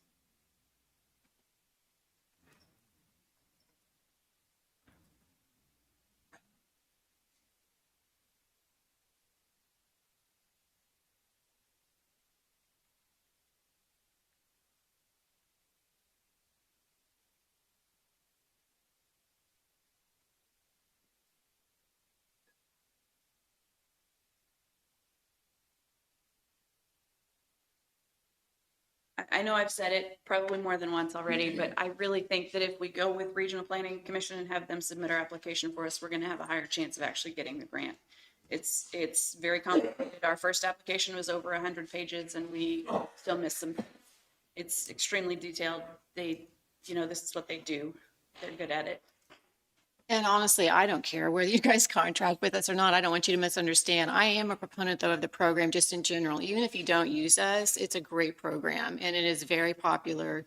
Southeast Kansas is one of the more competitive areas of the state because of the good that we've seen happen with it. So don't think that I'm a proponent of the program because I want you to work with me. I don't care one way or the other.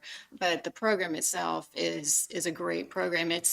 It's one we've never seen before operating like this because of the influx of the 60 million they got from the state. It has really broken out the opportunities for people to do some great developments. If you need housing, it's a great resource. So what, is there a county that's utilized the program and is completely done with it? It's everything's operating like it should? So Yeah, I know it's a newer program, but is there anything that, yeah, so yes, there are plenty, but I do want you to understand that the program changed 2 rounds ago. So when they got that 60 million, so MIH has been in existence for a few years, but on a much, much smaller level. So those were operated very differently. So there is several communities who operated under the old program in our area, City of Pittsburgh, Independence, those are the 2 I can think of. Maybe Iola are some I can think of off the top of my head. When the program changed, when they got that 60 million, it kind of opened up what they could do with it. So it's a completely different program now. Under that program, which started 2 quarters ago, for our area, Independence, Columbus, Coffeyville, and Ottawa would be 4 that have been awarded since round 1. So 2 in round 1 and 2 in round 2.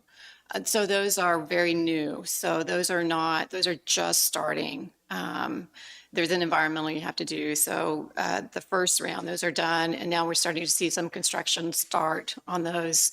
The very last round that was awarded, we're just now done with the first phase of paperwork.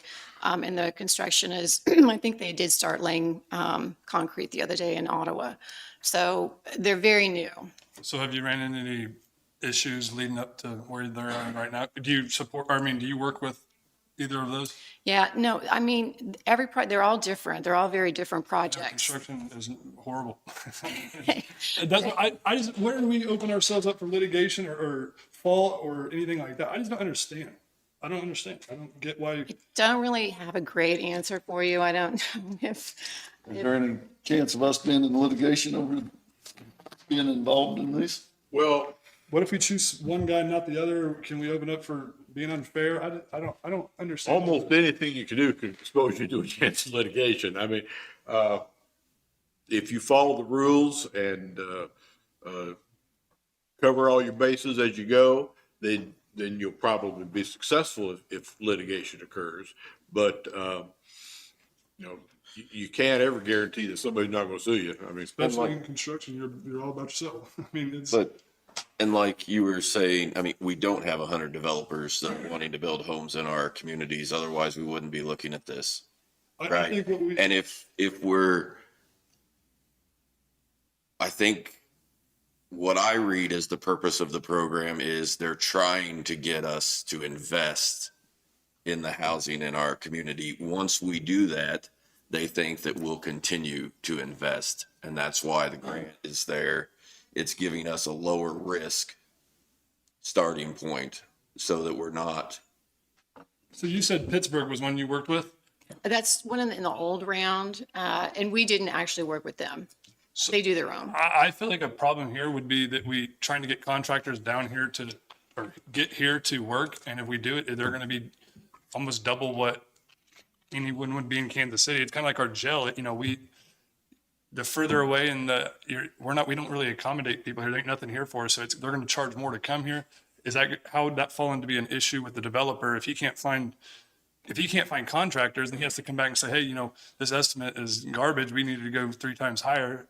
I mean, how do we control that?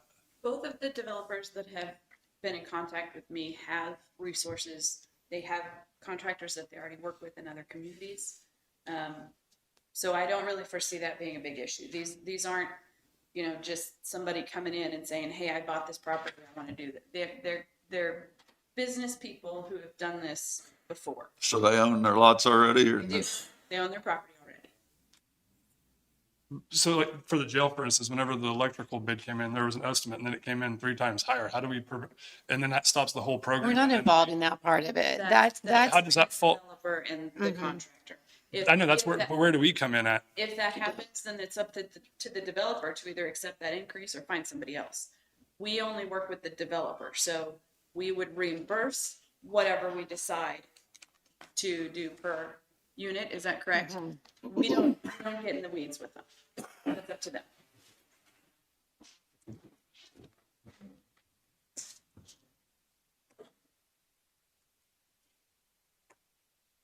$4,000 is what, 5,000? For the application.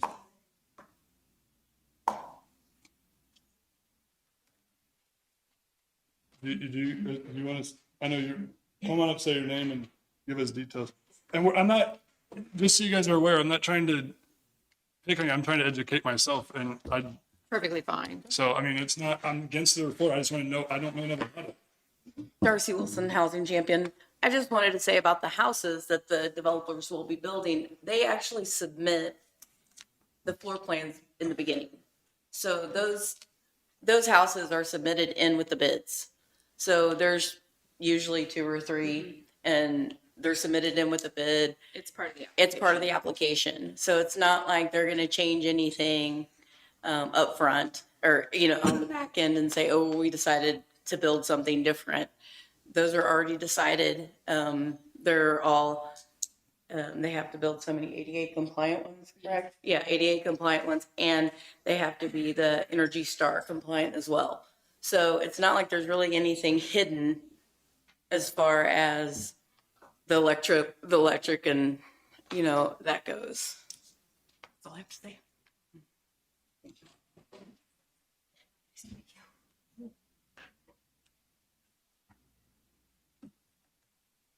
But there's nothing available to the person that's actually buying the house, you know, as far as. Well, I think the idea is when we reimburse the developer that gap, whatever it is that they say that their gap is going to be, then they don't have to increase the selling price by that amount to make whatever profit they need to make. That helps control the selling price to keep it in that MIH range. And the reason we don't have developers building houses is because The gap is higher here. and they can't maintain they can't be confident of their profit margin. Yeah. And that's what we're trying to bridge with this grant. Is there other ways we can bridge that? Do we give any kind of like, I know we give like business incentive taxes, do we give any So we tax just breaks on new instituted the dwellings? NRP this year, The for new- the tax rebate, yeah. They could qualify for that. How's And that? that would go to the homeowner with the sale. And that was started when you, Yes, because we get more points on the MIH application if we have a program in place. But you don't think it'd be beneficial if we came up with our own program and No. budgeted for it? I do not think that Darcy and I, we don't have the capacity to manage that, no. What, and we're talking about $650,000 of grant money. Mhm. And we're putting up how much? 100 is our matching for the grant portion. So we're gonna budget for $750,000. No, I think, I just don't understand why we wouldn't start low, start with a little program like saying, hey, if you come here and build, you guys get, and you actually get a house up and it's a brand new dwelling and you bring us your material cost, we'll rent you this much of it each year and then just keep building off the program. That's basically what NRP I is. know, that's what I'm saying. Yeah. Are we doing everything we can on our side? I believe so, yes. I mean, marketing, doing all that stuff. Are we doing enough to? I don't know. That's what I'm asking. I don't know. With the developers, I really don't think we're gonna be able to budget enough to make it worth the developer's time in-house. There are other state resources that the developers can utilize in addition to the MIH grant and our NRP program. So really if they know how to do it, they can resource stack and make their money that way. I do not believe that we can do this in-house and be successful at it, no. And I think if we start small, we're not gonna get anybody to bite. And that's something that I talk with the developer when I start working with them is letting them know about all the additional resources. There's many more resources out there that we can stack in with the MIH. MIH is a very user-friendly program that will allow you to piggyback on other programs. And there are others that they can choose to apply for if they want. That doesn't have to go through the county. They apply directly. So those are all things that I go over with the developer to make sure he understands fully what is available to them. RHID is another great resource that it kind of acts like NRP, but is structured more for the infrastructure piece. I'm not sure what the infrastructure situation here is here, if it's already, some of it's in, maybe some of it's not. So, that's something that can be looked at as well. There's the other one, the Kansas Housing Investor Tax Credit Program. That's a program specifically for the developer to apply for. That he gets basically a tax credit per unit. In Linn County, I think they would qualify for up to $32,000 per unit. And you're allowed to do those applications at the same time you do MIH. So we have a lot of developers who take advantage of that because that helps lessen the burden they need to ask for from MIH then, because that's a direct benefit to them. And it doesn't go through anything else. It goes direct from the state to them at certain points in the project. So there's several other things they can stack in there. This is just one piece. And sometimes it takes all those pieces to make a project work. Now, this would be $750,000. How many units is that? I mean, if We tell them how many we're going to do when we submit our application. The state does not tell us how many applications we're going to do. So Susan and I would work with the developer, see how much land they have, how many, houses they think they can build on their land, and then we submit that in our application. So I cannot answer that question. can't tell us what No. Some of Per them, unit. I mean, I've seen, so when the applications are awarded, they send out a press release announcing the projects and who got how much. And I've seen projects submit with 6 be awarded. I've seen with 25 be awarded. It's really up to us and how we're going to structure it. And how we need to structure it to make it work. Exactly. So that we can actually start to build development within our communities. Right. And we know this is the developer, that's their biggest issue. Have we talked to any of them? I mean, the ones that are around here that have kind of just gave up on developing around here, I mean, is that really their issue about material? I mean, because how do you control the markup they have on the material then? You don't. Okay, so why would I want to do that when I can probably put a bigger markup on it? And then you'd put that into the total sale of the house and make more money than you guys could provide me. Well, instead of, are we sure that's what our contractors are, their biggest issue is here? Is what? the money with the materials. I mean, I know a contractor that built a house and that's definitely not his biggest issue. Well, it might not be material costs, but the cost in there is the biggest issue. That's, I mean, So if the developer is the only one holding the risk and they build a home, they're going to be a lot less likely to build in this area. If they can leverage their risk with some state funding, then they're going to be more likely to try. Does that make sense? Does that answer your question? and the problem right now is we don't have anybody trying. But it's the same way in my business with restoration that's on the Historic Society. Like a lot of guys up in Kansas City, I've heard won't apply for the tax credits because they can make a bigger market or a bigger markup on the other end without messing with it and not having to do it how they want it done. Okay, but the developers that have that mindset aren't going to build here. They're going to build in Johnson County where they can make more money and mark those houses up. And they can build 50 houses of the same They all look house. the same and they're going to sell every one of them. They're not going Just to build boom, here. boom, boom. It's all the same. These developers, they're the two that own property here. That Can that you I've state been them? I on- mean, I don't really want to at this point, not an open session. They're interested in investing here, but they don't want to take the risk all by themselves.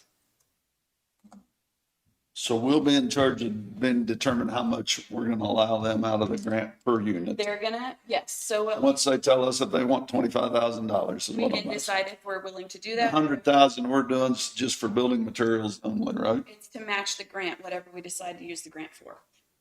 So we're going to have $750,000 to spend across however many houses we decide to spend We it can across. determine if we want to give them 25,000 a unit or Yes. whatever we do once we get the money. Yes. Well, Well, and we'll determine that. once we develop So- the grant application. Yeah.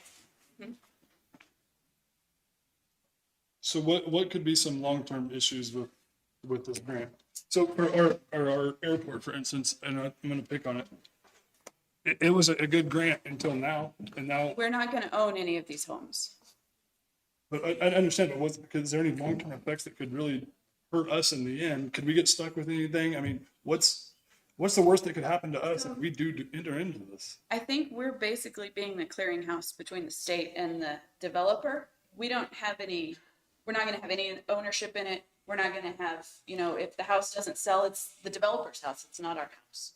Does that make sense? Yes. They're only allowed to give grants to municipalities and county organizations by statute. They can't give the grant dollars directly to developers. So you are applying on their behalf because you're the only eligible entity at the time that can receive the money. So that's why you're involved. And how did we pick Pleasanton? That's where we've had interest, or? Yes, these two developers have reached out to me interested in developing on their property and they want to know what resources that are available to them that we can partner with them on. How many years do we have to spend this if we decide, I mean, somebody comes to us and wants 2 this year and then 2 next year? And So the MIH money they're looking for projects that can be built and have the end use in place within 18 months. So it's a 2-year grant, basically. And to be competitive, we have to show that this developer is capable of doing that. So that's the concept. It doesn't always work because things happen, but that is the concept. It's 2 years from the time we get to. So does the developer have to have credentials, experience, Yes, and all they that? have to turn in their resume as part of the application. Prove that they've done this kind of work before, successfully. Yes. And they do, I will tell you, they're, because it is so competitive, they do look at that strongly. So if for some reason there was something that they didn't feel comfortable with, it may not get awarded, but then you're provided an opportunity for feedback afterwards, which is a great process that they do. Not a lot of funding agencies do this, but they do give you direct feedback on your application. So I will tell you that the odds of getting funding the first time you apply are not good. But then you take that feedback they give you, that's feedback, and if you can choose to reapply for the same project or a different one, but if you choose to apply for the same one, you take that feedback and you reapply. But it could be, maybe one of the pieces was, it's a new developer, we don't know anything about, and we want more information on this. We didn't feel so secure with that. So that is a possibility. Are we gonna have a second fee if we're reapplying? No, you guys can take what, was provided and reapply on your own if you want. Yeah, At that point, yes. the work will already be done. We can It's make our the tweaks. initial really sitting down with the developers and really delving into all here's what your options are. What do you want to do? What's your project? And fleshing it out with you guys on what do you want to do? That's the bulk of that. Burdensome task. And then, so once you have that product in place, it's easier than to plug and play going forward. So what happens if, so we have two developers in mind. We pay you guys 5,000 to apply for it, which is non-refundable, right? Correct. And then so then we have 10 grand in the program. Say we did get the grant, I'm sorry. 10 grand, because we didn't get it last year. but we didn't have them applied apply. last year. We Oh, didn't that's get right. Okay, sorry. But Okay. okay, we're still invested 10 grand. We haven't got Five. anything from this. If we applied last year, we didn't pay 5 last year. We didn't pay anything last year. We didn't pay didn't have to anything. pay. It's Jessica did not, it. okay, gotcha. Okay. so- Jessica applied for I the grant. understand that. So then what happens if we get the grant, we're awarded it, we match the 100,000 and then one of those two developers are like, nah, like we can't pull this and they back out, then what happens? And we can't find another developer. We can't find contractors around here, let alone developers. So the application will be developed on a project basis. So if you decide to go forward with the two developer projects, and one developer, for whatever reason, something happens, Right. and he's no longer part of the picture, the contract's renegotiated, because the grant award is going to be based on what you applied for, which is going to be so many dollars per unit per developer. So that, let's say you got half of it for each. So half of that grant then will be renegotiated. But the one with the current developer stays in place. There's different agreements with different developers. And at that point, if anything needs to be paid back, it would be on the developer, Yes. not the county.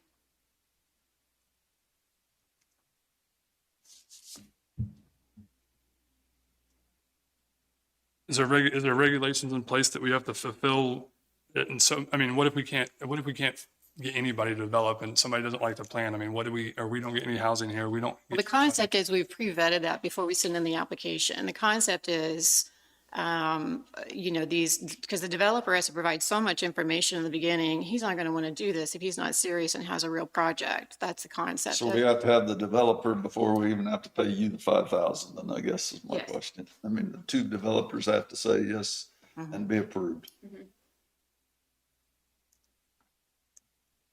We submit all their information, their plans, their resume, their pro formas, everything with the So application. will they be responsible for the 5,000 if something happens later afterwards?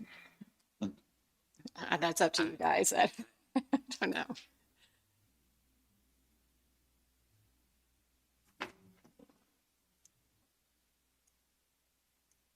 And when do you guys need answers on this? When's this grant?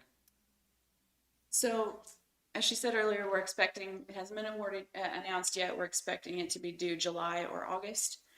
Isn't that what you said? August, September. August or September, I'm sorry. And I would like, based on our experience with the first round, I would like to get a jump start on this so that we can have as much done as we can when they send out the request for proposal for the grant responses. Do you know of any counties that are comparable in size with us that have done this program that we could reach out to and get a testimony from to figure out, Does it have to be a county or can it be a city? I guess either or. I just City of Independence. I don't know enough about it to make a decision, and I don't know what the long-term effects this could have on us. Are we making the right decision? I don't know. I mean, that's what I want. Ottawa's not a similar size, but they're very familiar with the program and they just got another award. You could call What is it? City of Ottawa. Oh, Ottawa. Okay. You've been talking to Paul on it. No, Melanie Landis is their finance director and she's the one that's kind of working that now. And that's just my opinion. You got two other guys. I mean, what do you guys think? or April Nut at Independence is another option for you. Did you I say think we have a housing need. I think if we're looking at how we're gonna develop the industrial park, I think this ties in with all that stuff. I think it's not a simple one-way street. We've got multiple plans that have to be enacted to make all this stuff work and make us where somebody wants to come here. And if we just do one of those things and we don't take care of the workforce, we don't take care of the housing, we don't take care of the industrial park, the infrastructure, then we might as well just do none of it because we're not I mean, gonna I agree. I end result. 100% agree with we need housing and all that. I just,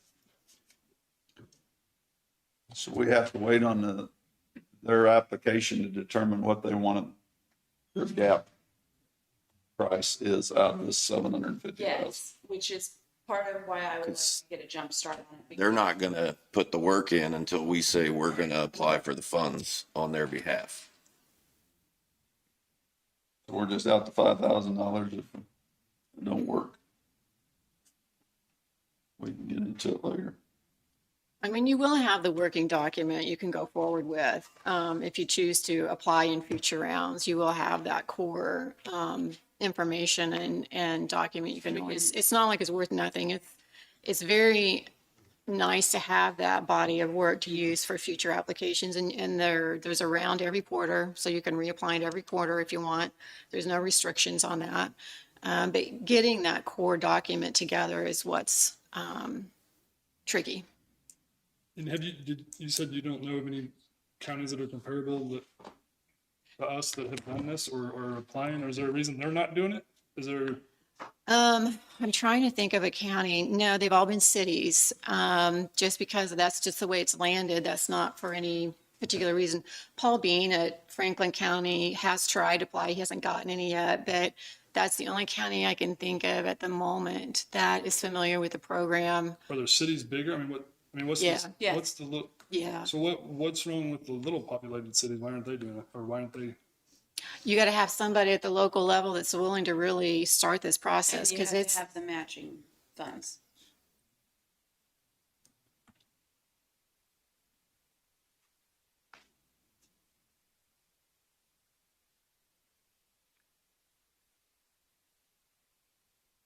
I'm in favor of us applying for the grant. I guess we can move forward and see, like I said, if we don't, we get to see what they want per unit Yep. before we can actually spend the negotiate money. Before we Okay, submit the actual application, yes. I'm good with that for now. You're good with the 5,000, Well, we don't have to, the cost isn't there if we choose not to do it, right? I mean, as far We're as, still gonna pay the $5,000. we have that paperwork though, once, I mean, we Right. can use it for the next Correct. application, is what I'm saying. But if we choose not to You go will own ahead with that. it, we can stop. Mhm. Okay. so it'll just transfer. We keep utilizing it and keep applying. We don't. We can change it as needed, update it, tweak it, yes. Try again. So what would we, just on our end, what would we do to answer all of this and make sure there's no, what if we would have thought about this? I mean, A lot of these questions will be answered during the process as we discuss this with developers. Susan and I will sit down and have meetings with them, have them come to the annex and give us their plans and their thoughts and that kind of thing. So a lot of it will be answered as we go along in the process.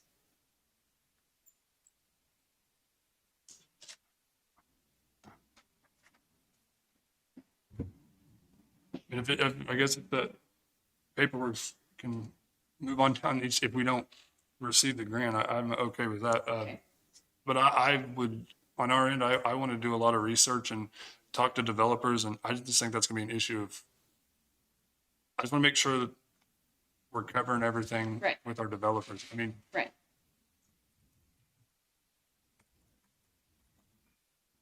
that's, I have the agreement here to sign with the Regional Planning Commission to apply on our behalf. If you're willing to do that today, we can go ahead and get started on the grant paperwork, get the process going. you might have already said this, we utilize the ARPA funds to pay ARPA that funds five? for the 5,000, yes. I'll make that motion. We move forward with the NIH grant. $5,000 fee. I'll second it. Motion been moved and second, all in favor? Aye. Aye. Thank you.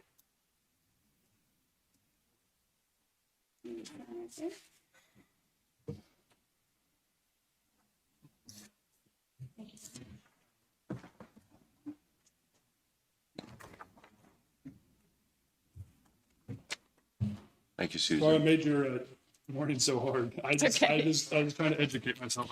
That's all right. You guys feel free to reach out if you have more questions. I'm available anytime. So I appreciate all the questions. I think it's good to learn it and know it and feel comfortable with it. So no problem. All Thank right. you. Thank you. Thank you. Jessica, do you have anything else or are you done? I'm done. Okay. Kathy. Well, we're real blind, aren't we? Dang, sorry. We got our, go ahead. You've got Kathy, Lori, and the Conservation District all lined up here for their budgets. Yeah. Sorry, guys. We got, yeah, so Kathy Bridge is up next with the appraiser's budget request. I mean, I know yours is gonna be pretty detailed. Are you? You may want to let the judge go. Right, say. She already left, did you? Okay, never mind. Do you guys want her here to talk about that? I would like her to. I mean, but I've been pretty difficult with everybody since the morning, so. She had to go back. Okay, well, the conservation, we could go with them then, and then we'll work from there. Is that okay with you guys? I know everybody's got schedules and I messed it up and I apologize, so. Yeah. Yep, come on up. David, you got everybody a copy? I sent it to their Okay. Do you have a copy? I get one. My computer, it doesn't like.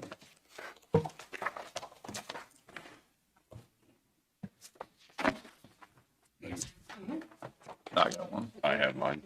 Yep, thank you.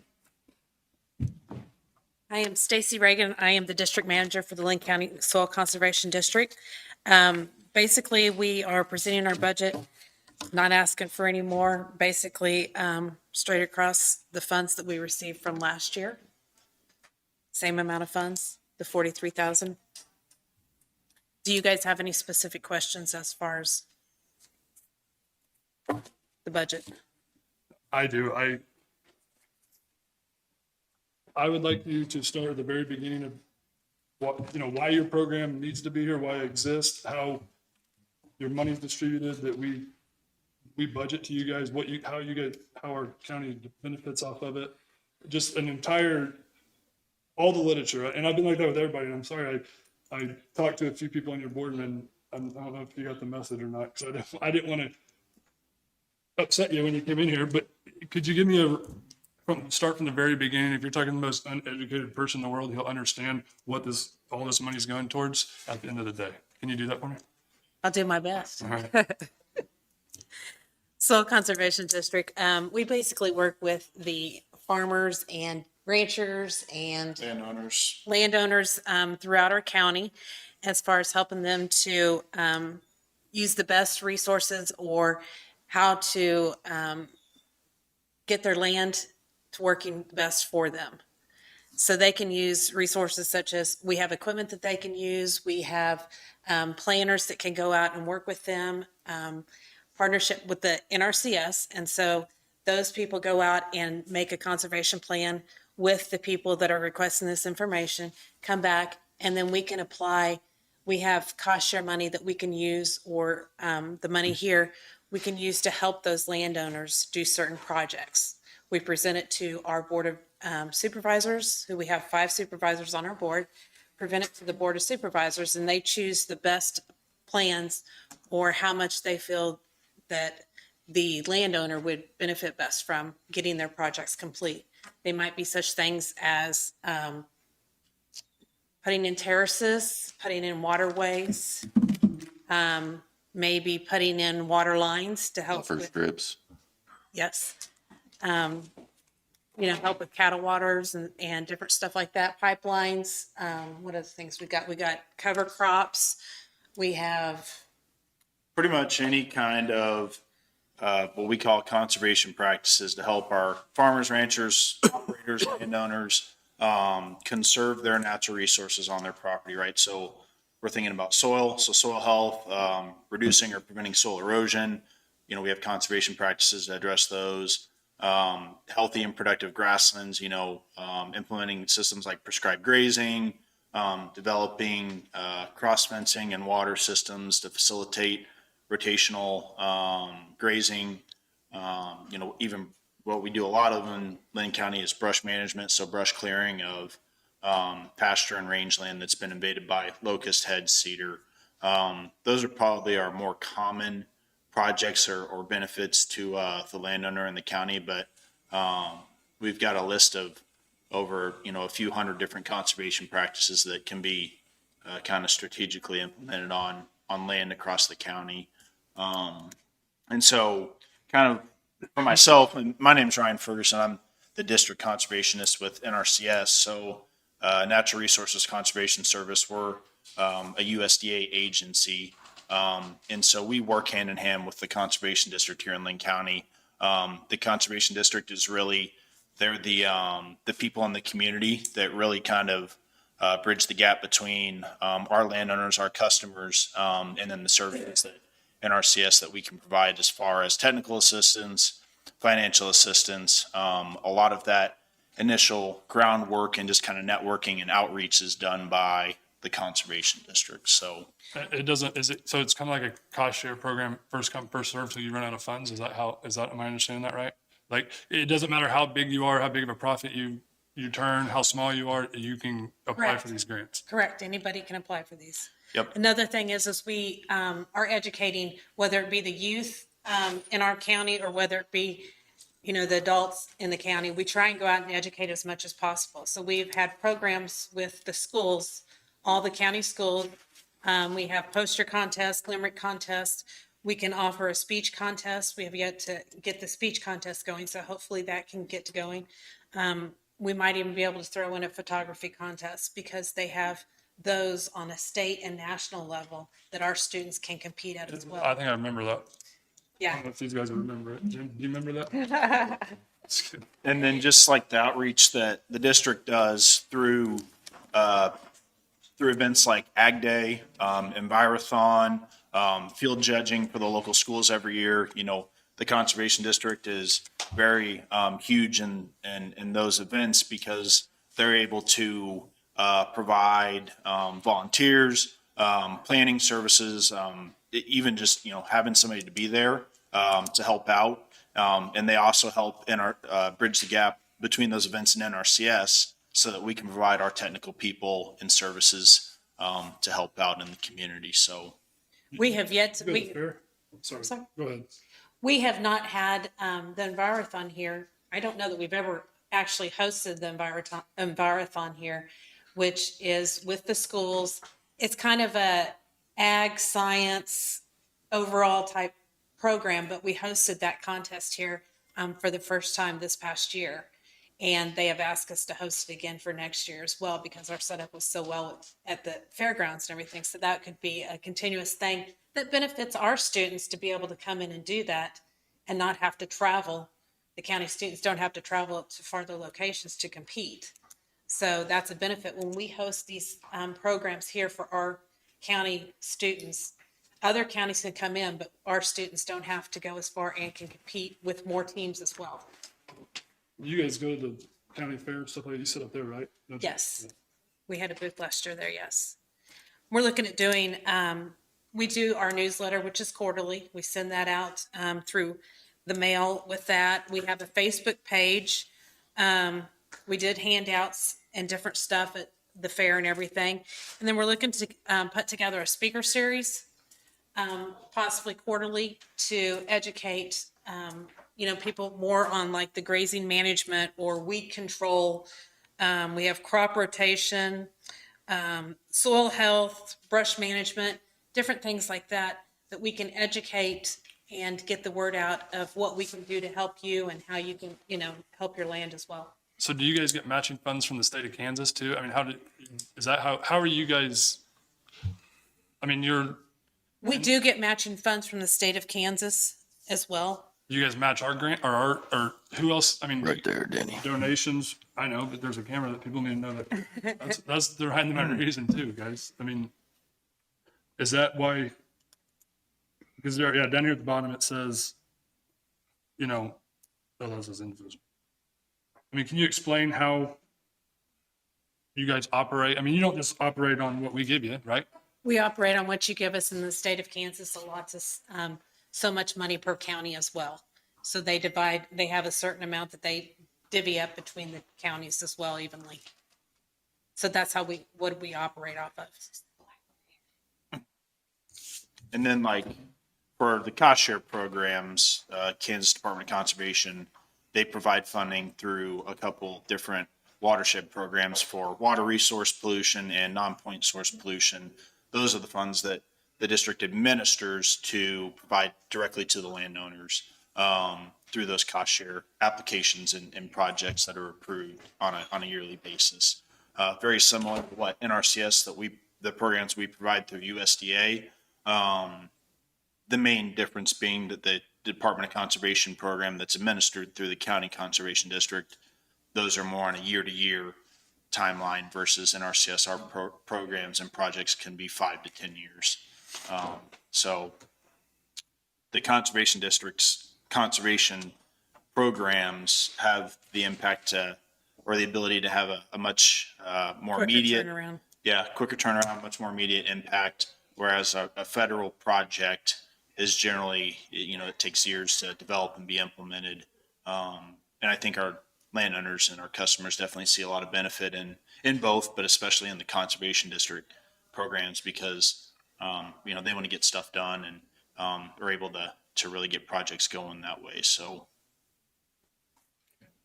Or do you guys is there like do you have to be in a county because of the state statute or something like that? Or are you guys, I mean, do we have to provide you funding because your statute we have to? I mean, is that why?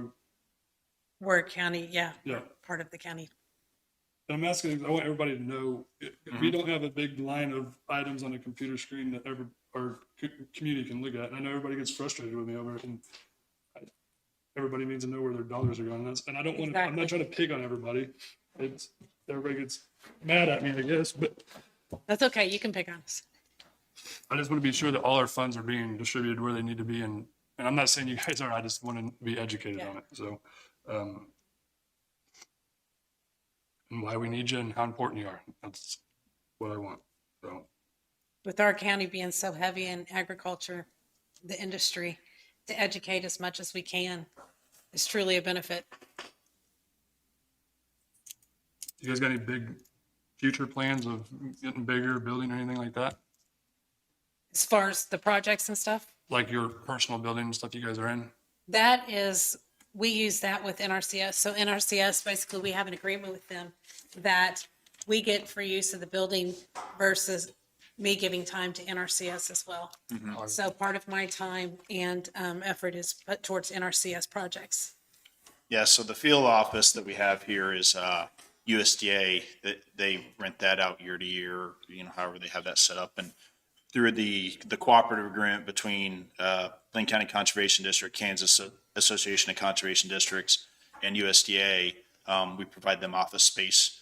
We help with their projects. They help with some of our projects. Works out really well. So The community, they can offer you guys donations. I mean, is that, you guys accept donations from? We'll always take donations. Yeah. So.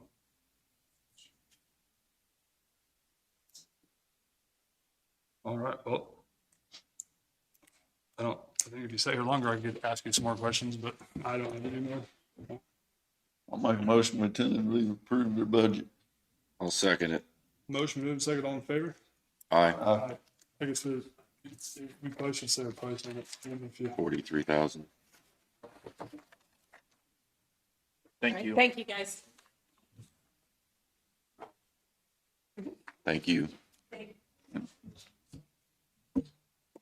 Did you get a total price, Barb? of their budget, right? Of their request? Did you get the number for their total request? I didn't say that. It's 43,000.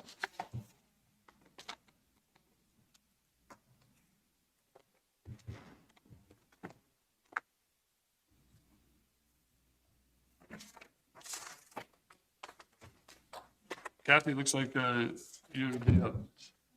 And I just want to say again, I'm not trying to,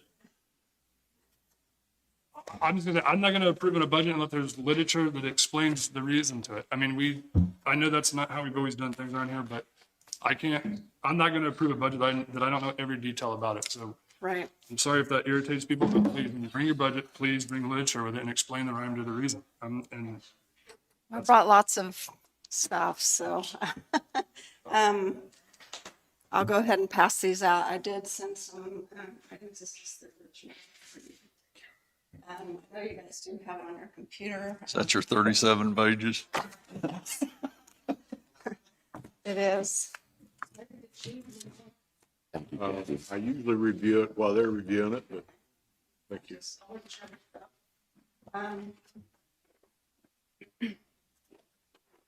Good morning. I'm Kathy Bridges, County Appraiser. As I was reviewing last year, I did a bit of a narrative as well. Today, I'm going to move this paperwork so I don't put it back. So I don't get mine in there. But so I sent, David sent y'all on SharePoint, there is one more document on the end, and then on the front, he reminded me that I didn't fill out what I expect, so what I'm going to do is just kind of step through this because I think it'll be easier to follow along in my narrative. So the front page is just basically requesting a total budget or proposed budget of $422,000 for the 2024 year. I'm going to start on this packet right here, and I'm going to kind of overview what our office does. And so basically, what we do is we're the appraiser's office, and we currently have 7 staff members. That's including myself.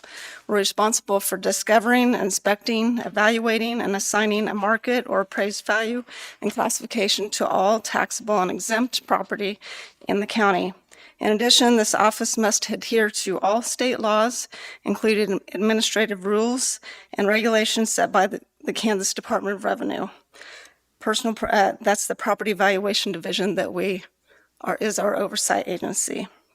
In 2023, the county certified the real property, personal property, and oil and gas appraised values to the clerk by June 1st. Actually, I think it was May 24th, something, yeah. So we were early this year. The resulting taxable assessed values actually become the tax base for the county. So our office is very important. We have a lot of work to do annually. The appraiser's office defends those values when they're appealed and will recommend adjustment when necessary. The county appraiser also administers all matters relating to the exemption of property and the filing of tax grievances by property or taxpayers. Property is revalued annually, and at least once every 6 years, every real estate parcel must be reinspected. So for the 2023 valuation year, staff reinspected 4,468 parcels. For 2024, we must complete nearly 5,800 to remain in compliance. Values must also be kept within 10% plus or minus of the estimated sales price or market value, and must meet certain statistical guidelines for uniformity in order to follow state statutes. To achieve this goal, the office must maintain current data on new construction and parcels with a building permit or construction activity. We verify all sales transactions in the county and conduct studies to determine changes in costs and market conditions from year to year.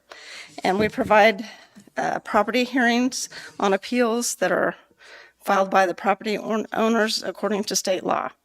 We also have to do taxable tangible personal property has to be valued each year in accordance with guidelines prescribed by the state, and personal property is audited to ensure compliance with listing requirements, and all sources must be checked to ensure the property is reported and listed. So when I came here in 2021 in July, we did put a mission statement together, and our mission is to provide uniform, fair, and equitable values among all classes of property for ad valorem tax purposes in a manner that assures public confidence and is guided by the goals of quality customer service while providing a work environment that encourages staff, professional, and personal growth. And that's been a big contention of mine, is to make sure that the staff is educated. So on the second page here, we have a vision here that our vision is to lead our profession in mass appraisal and assessment administration and to realize efficiency through technology while continuing to provide exceptional customer service. Some things that we really value, and I think it's very important, is service to our customers. We want to always provide superior service and accountability to customers. There's some different points here. The second point, I've really tried to drive home the last couple years because it's very important, because we need to make sure that professional and training development is in place. One thing to keep in mind, our office, we do have an oversight, and we could bring someone new on board, but what we must do is we must prove that those people are educated to be able to value the properties. So they have to be here at least 1 year before they can even make some sort of subjective or a value to set values. So we encourage staff commitment and longevity through the implementation of a comprehensive based appraisal program. And so I did put that in place as well when I came on board. We have performance measures that we have to make sure that we provide accurate, uniform, and transparent mass appraisals of both real and personal property. And we're also under a uniform standard of professional and appraisal practice. It's called USPAP, and compliance purposes from the state of Kansas. Also, and very important, is to promote and maintain employee trust. I think we've done that. Motivate and keep morale up. Our image is very important to us, so we want to earn and achieve recognition by professional, ethical, high quality, and knowledgeable organization that that positively contributes to the local community. One thing that we really need to work on, and we've been starting to work on that more over the last couple of years, is growth and innovation. So just staying on the forefront of technology through innovation, education, individual challenge, and involvement. Just kind of as a reminder, I did state when I give my annual kind of appraisal update before we send values, just there's some points here, just a general overview. We do have to discover, list, and value properties. We have to do that annually with an effective date of January 1.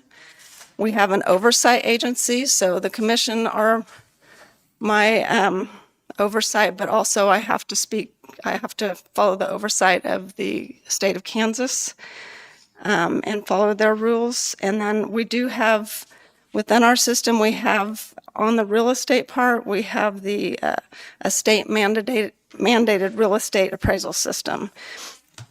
And so all 105 counties use that. We do have to value all real property, so I have a classification and real estate breakdown here. So we have 19,211 parcels. The majority of our parcels are, we do have a large vacant because of a lot of them are the lake subdivisions, but we have about 5,262 parcels of residential that we had to value. And then on farmsteads, we had 4,114. On personal property, you'd think that, there's probably not much personal property, but we do have 9,365 accounts when we did mail valuations. That's including oil and gas. So that's quite a lot of properties that we have to appraise each year. Each one, personal property and real estate, are both under different timelines. So I put together the personal property timeline. In January, we have to mail a rendition out to property owners. Those are due back March 15th. May 1st, we have to mail out a valuation notice for personal property, and we have to certify those values as of June 1st. On the next page, we have our real estate appraisal notice timeline. January 1st was the effective date. We have till March 1st this year. We did get an extension to March 15th to mail those. We had to have all of our the deadline was to appeal was April 14th, those valuations, and May 15th was when we had to have all of our informal appeals held. So, and then we have to certify by June 1st. So we did get our certification in early this year, and we did have a higher number of appeals this year. So we have, in 2021, there was only 56 on informal. 2022, and you can imagine because of the market, it went up to 107, and this past year, I held 164 hearings. Those are just informal level. Right now, our staff is out on parcel maintenance inspections. We're in the Lacine area and also in Linn Valley lake areas. So those make up nearly the over 5,000, almost 6,000 parcels that we have to do this year. So we did notify Linn Valley Lakes, and I did put information out on the website for that. Also on our we have to keep track of all this, but we also keep track of sales and transfers that occur. So you can see that we have to deal with thousands of those each year. So this past year, we did 2,579 transfers, and we worked 1,013 sales. For 2023 appraised valuation for our certification, the numbers are just a little bit different, just a hair shy because of the appeals, but our total valuation that we certified on real property was $1,037,722,908. I put in the increases as far as how those values panned out, but on the taxable, when you take those by the classification rates, the total taxable valuation was up 16.5%. On 2022, on the taxable burden breakdown, I did include that, and in our county, it's always interesting to see, but our largest taxpayer in the county is our public utility. So, but that is a good breakdown because it shows that we had $320,253,185 in total taxable value for 2022. Does anybody have any questions on that information? Because then I'll get right into my budget specifically. So, okay. One thing when you're putting together a budget, there's always information that we just don't know about, and one of those is legislative actions. So some important issues that we have to think about is legislative changes, and that always does pose a critical concern. Law changes can impact both the workings of the appraiser's office and have an adverse influence on the county's tax base. This year, one thing to be mindful is that there was a change in taxes on proration evaluation, so that did put an extra burden on the county as far as you're going to see more and more people get ads and abates. So as things are on the personal property side, so they made it to where you can prorate those more often. So that is more of an issue this year. Also, we always have to make sure that we're in state compliance. So sometimes the budget can be affected by that. Initiatives and highlights. One thing I was told you we're trying to do more towards technology. When I first got here, I'm on page 9. When we first got here in July, I'll be quite honest, I was really taken aback by there was only one person scanning, and that was on the personal property. We had nothing real estate scanned. That's just unheard of in this time and age. So what we did was we implemented scanning, and we really we've actually gone back a couple years and scanned items too. So moving forward, it has really helped with the scanning processes. We also implemented the skill-based valuer program and designation program. We've got some staff that have really, newer staff that came on after I started. I hired one, and then one that was just brand new as well. They're doing the training tracks together. So this year they'll actually get to start valuing, which they haven't been able to do that now. So that is good. So also we've actually worked with Pam in our GIS department, and we put together some map layers. We were manually notating maps previously to keep up with compliance on our sales compliance portion. So we now have sales overlays that we're using. We're using this in quality assurance, and we've come a long way in our mapping and our GIS technologies. We've also, I don't know if you've looked at our website, but I encourage everybody to go out to our website. I have basically revamped our entire website. And so we have added a lot of information on that, and we should continue with that. We've also, one thing that I'm going to propose, and it's to the end, is we really need to start looking at, we take paper out to the field right now, and one thing that when it's windy, it's a mess. We're hauling paper everywhere we go, and so we're touching a piece of paper over and over and over.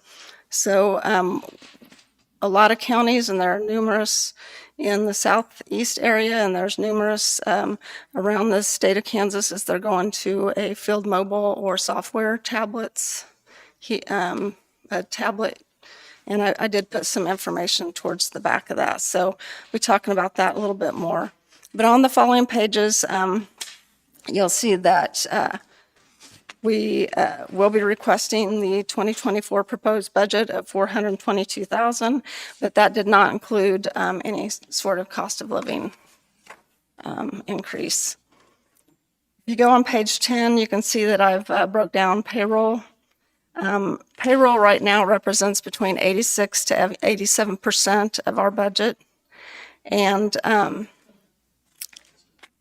one thing to be mindful is that the county clerk still needs to amend when you look at our numbers, still needs to amend our 2023 budget. So it looks a little wonky when you look at our numbers, because we still have our original 2023 after the 5%.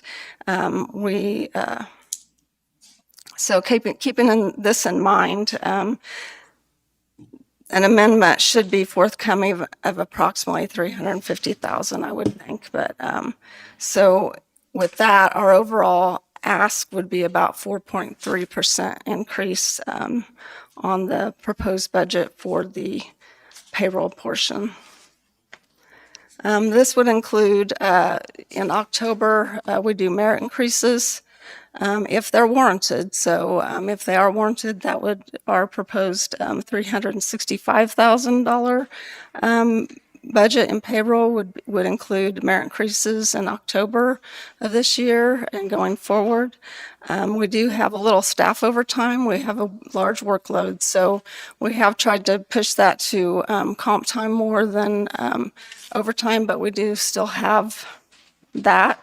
Retirement, yeah, we have 4 people that can retire in our property, in our office out of 7 employees. So we have to have some sort of payout backup on that. So we don't know when that will happen, but it's something that you guys need to be mindful of. The proposed changes to 2 of the staff wages as a result of training and education because of the skill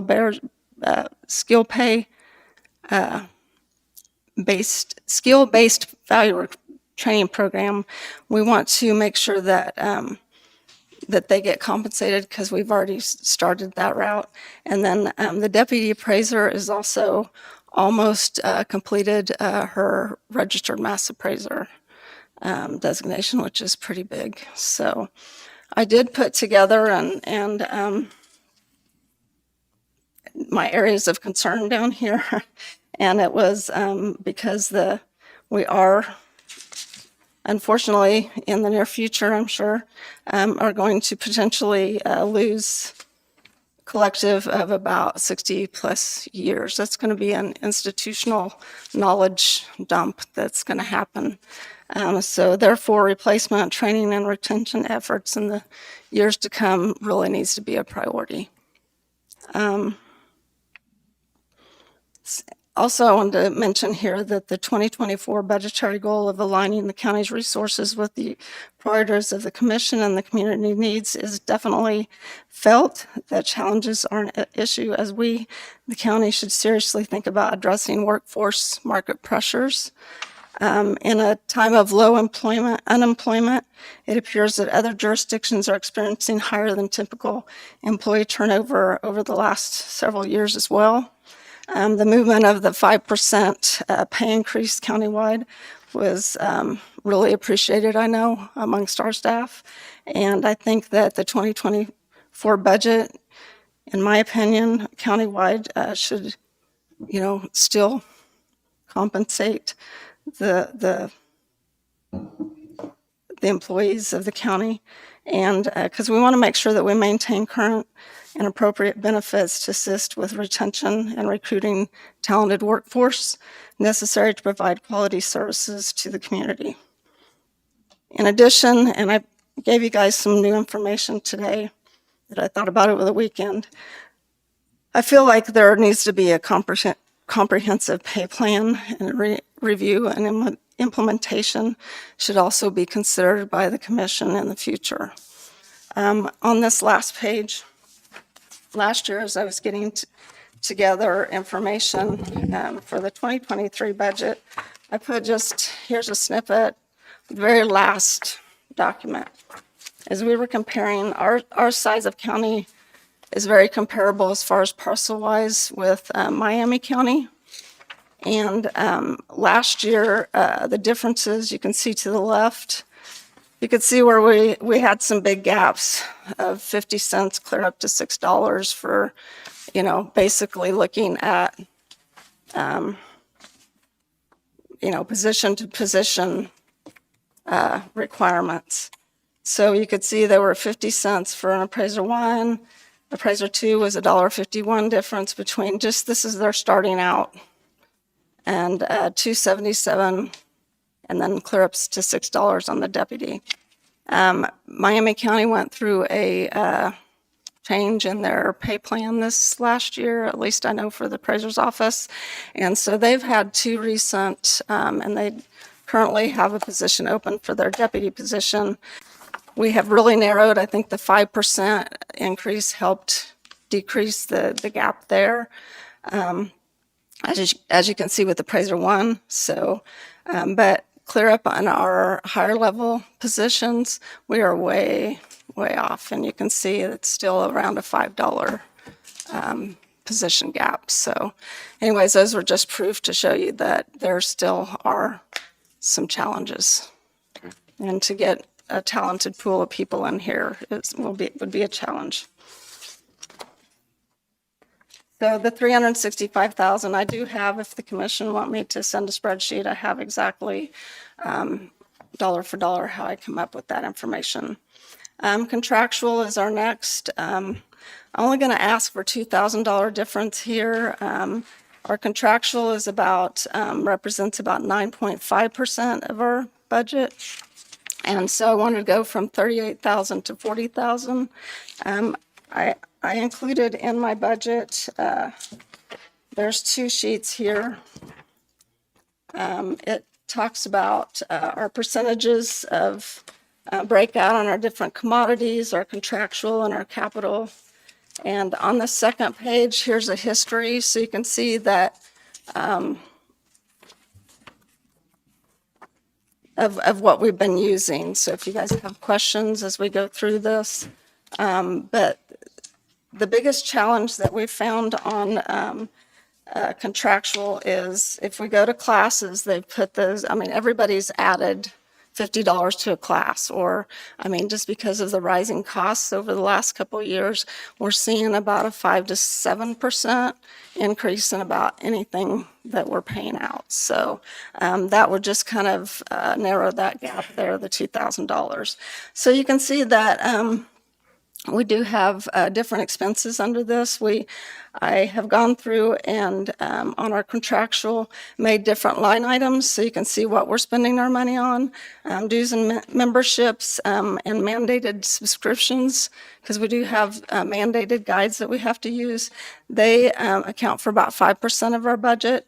Our employee training over the last couple of years has really been amped up, so that's about 27% of that budget. And I put in here too, just for one employee to attend a good like week-long course, it costs us about $1,500. So it's not a cheap, but it's very important. How do we, like, is there any, do they give you any promise if we pay for them to go to that course, I mean, that they don't quit next week and with the eligibility, or? No, but I can tell you that, we've had some longevity here, which is good.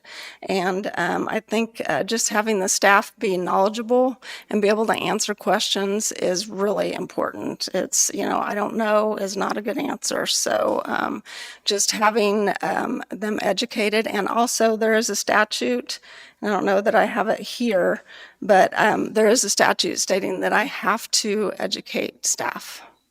It's not, and they have to meet certain guidelines, when valuing and different steps throughout the way. So I think, to not educate the staff, that's just, it's really not.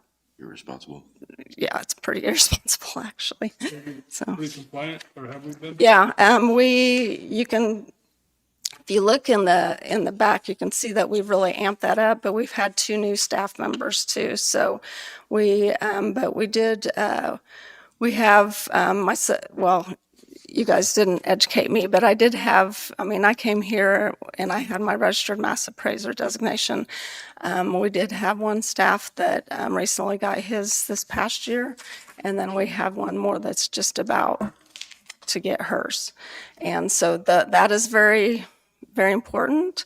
And then we have, and I included that in here so you guys could kind of see, it's in this payroll part here. This is the, on this back page is our valuer program. So they have to meet, in order to receive any sort of compensation, they have to meet several guidelines. So they have to be in compliance with disciplinary.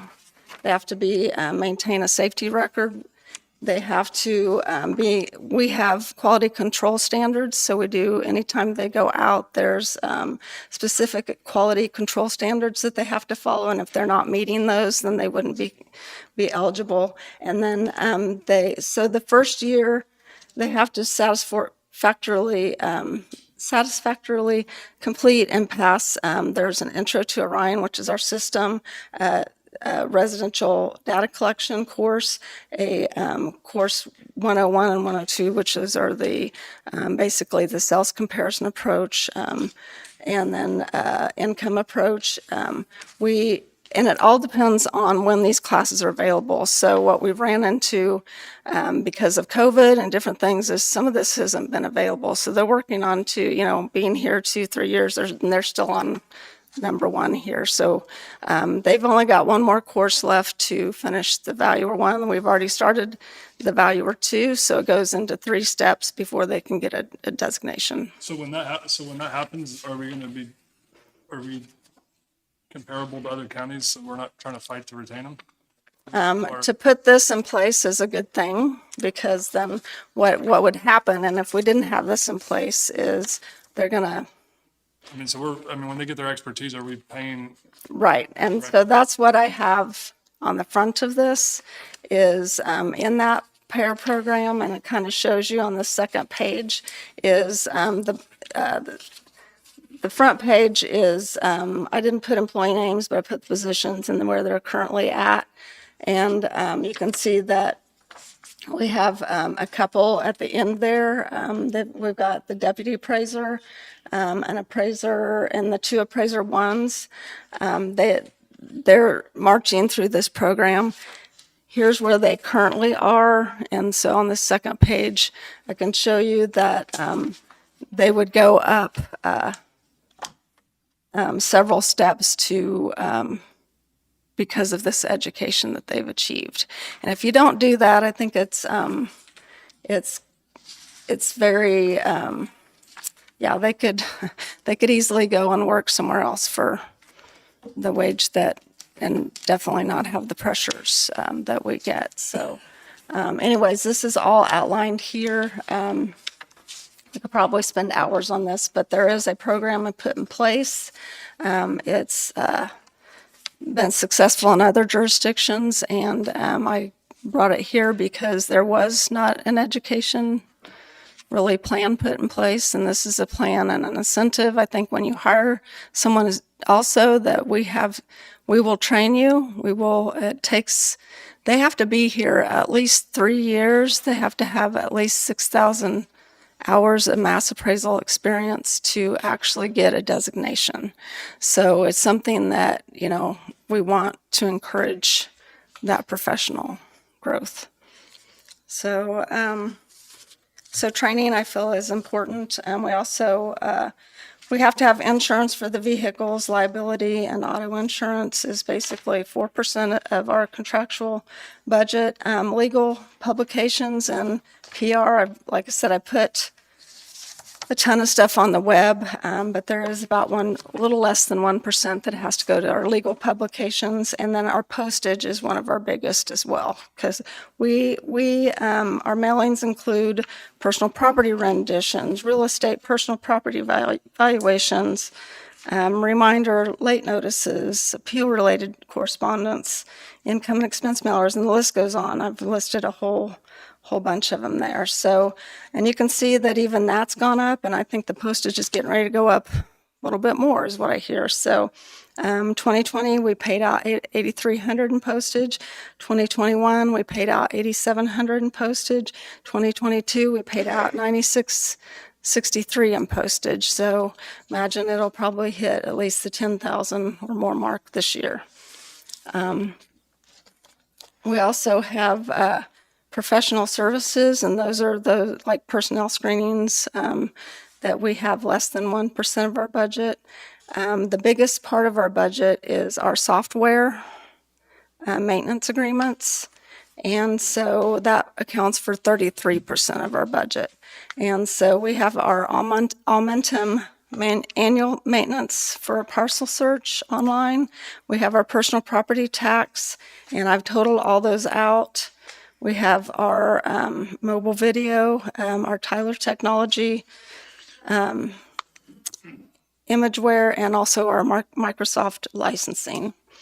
In addition, we have the staff previously were using their cell phones, which they weren't comfortable with, their personal, when they were out in the field, when they would have to call a taxpayer. So we do have two phones that we take out, and they also have, we have a safety.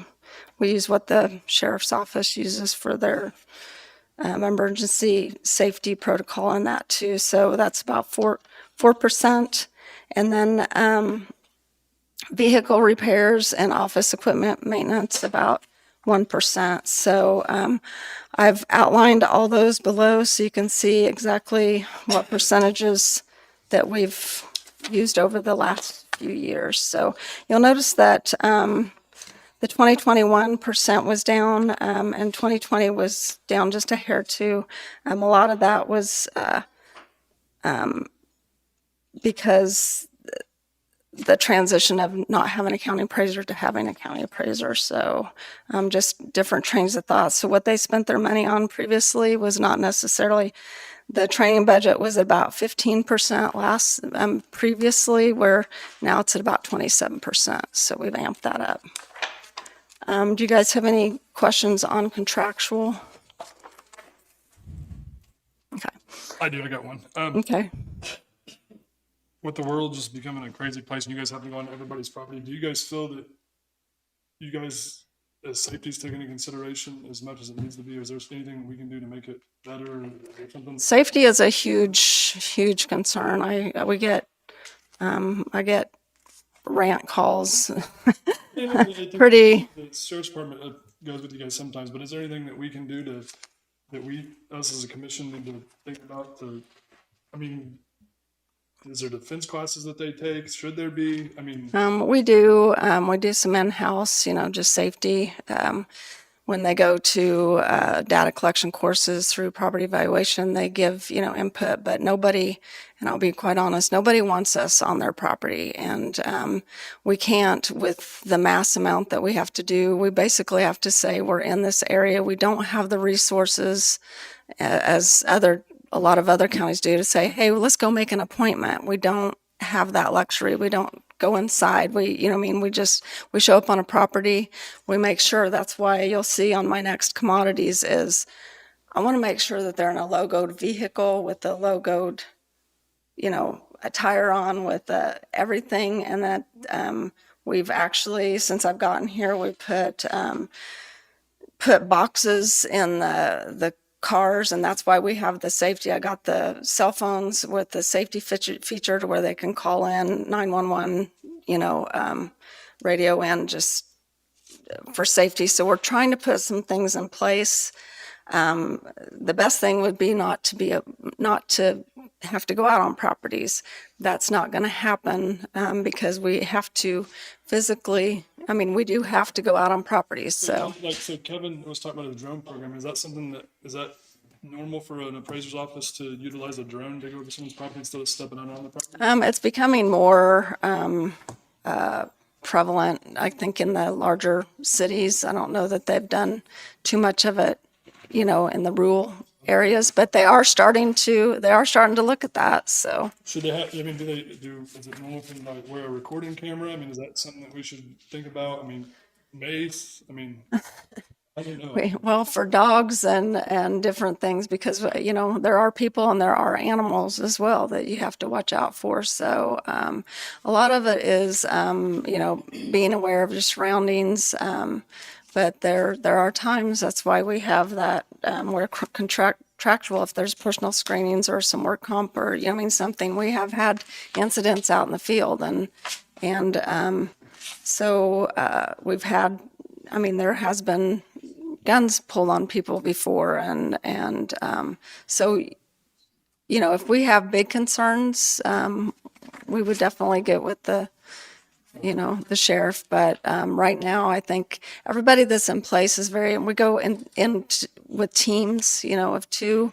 In some of the areas where it's highly, like if you're in Mound City or something, one person could take one side of the block, one person could take the other, and you're not going to really run into issues. But out in rural, always two. So we work in teams in case there's an issue. So I just want to make sure that your team doesn't feel like that we're overlooking you guys with your safety and make sure. Well, might be something that The sheriff's department has don't you have some defense classes every now and again, Kevin? Might not be bad. Yeah, I was gonna say we did when I was in Jefferson County. We worked with the sheriff 1 year, and we put verbal judo. Like even with hearings and different things, people get very animated and stuff. Just so you can imagine what we go through on a daily basis. So that's why I think pay is very important, because I mean they could go out and go work somewhere else for and get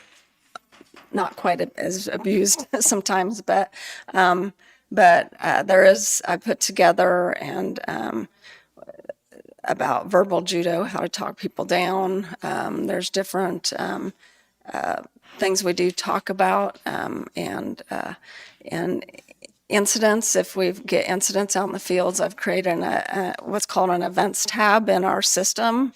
So I'm like, you don't go out on this. You know what I mean? It's a kind of a warning signal for staff when they go out. That's why the field tablets would be so great, is maybe they won't see it on that piece of paper, warning, but if you have the tablet, all that, whatever, basically you're taking your computer system out with you, so all those notes would be in there. When you're doing on paper, we use forms that is very limited sometimes, so. And why I ask is I know that you said you had some people that's going to be retiring and people are going to be, and I want to be sure that we're doing everything we can to let them know that their safety is huge to us if they do come here, I mean. Yeah. One thing that with the new maps, and so we've been doing this this year. We asked if we could get a variance for some properties to utilize, because we do have the 6-inch resolution, imagery. So because we don't want, if there's we have to go out once every 6 years, and if they go and look on our imagery and compare our images from last time to this time, and there's like out in the rural or vacant lots. But what we do is we go ahead and if it's out in the middle of a field, like a big ag building or something, go ahead and measurement, because we can get within we have a 1 to 2 foot variance that we can on when we measure things. So if they can get a pretty good, because when we're re-inspecting, we're seeing, we're looking at what was there and then what is comparing the two. And if the measurements seem reasonable, then we'll go ahead and mark it and go on. But we are going ahead and doing a drive-by of those that we look at in the field. Houses, we're not doing that. Places with structures, we're actually hitting them on foot. So I think, in the future, I'm hoping that with maintaining good imagery and, being out on a property multiple times with the staff, they'll learn, oh, that's new, or they can, because believe it or not, people don't get a building permit and build things. So I was going to say, so when we go out there once every 6 years, that it may look completely different. Do you feel like, because I know we had talked about that this year with Darren, do you feel like what we talked about, I can't remember what we implemented, do you? About building permits, and if you don't get one it's a double. We talked about a completion permit. How do you feel about all that? I mean, Well, I know I've had a long conversation about this, and it's very important for us. I don't know what the commission's comfortable with, but what I'm used to getting in other jurisdictions is a digital building permit. I mean, digital, you get, and Darren's been very good, and he's actually revamped the application to help us. But when we get a building permit, he'll get a hold of us. Well, he'll send them. He sends them directly to me.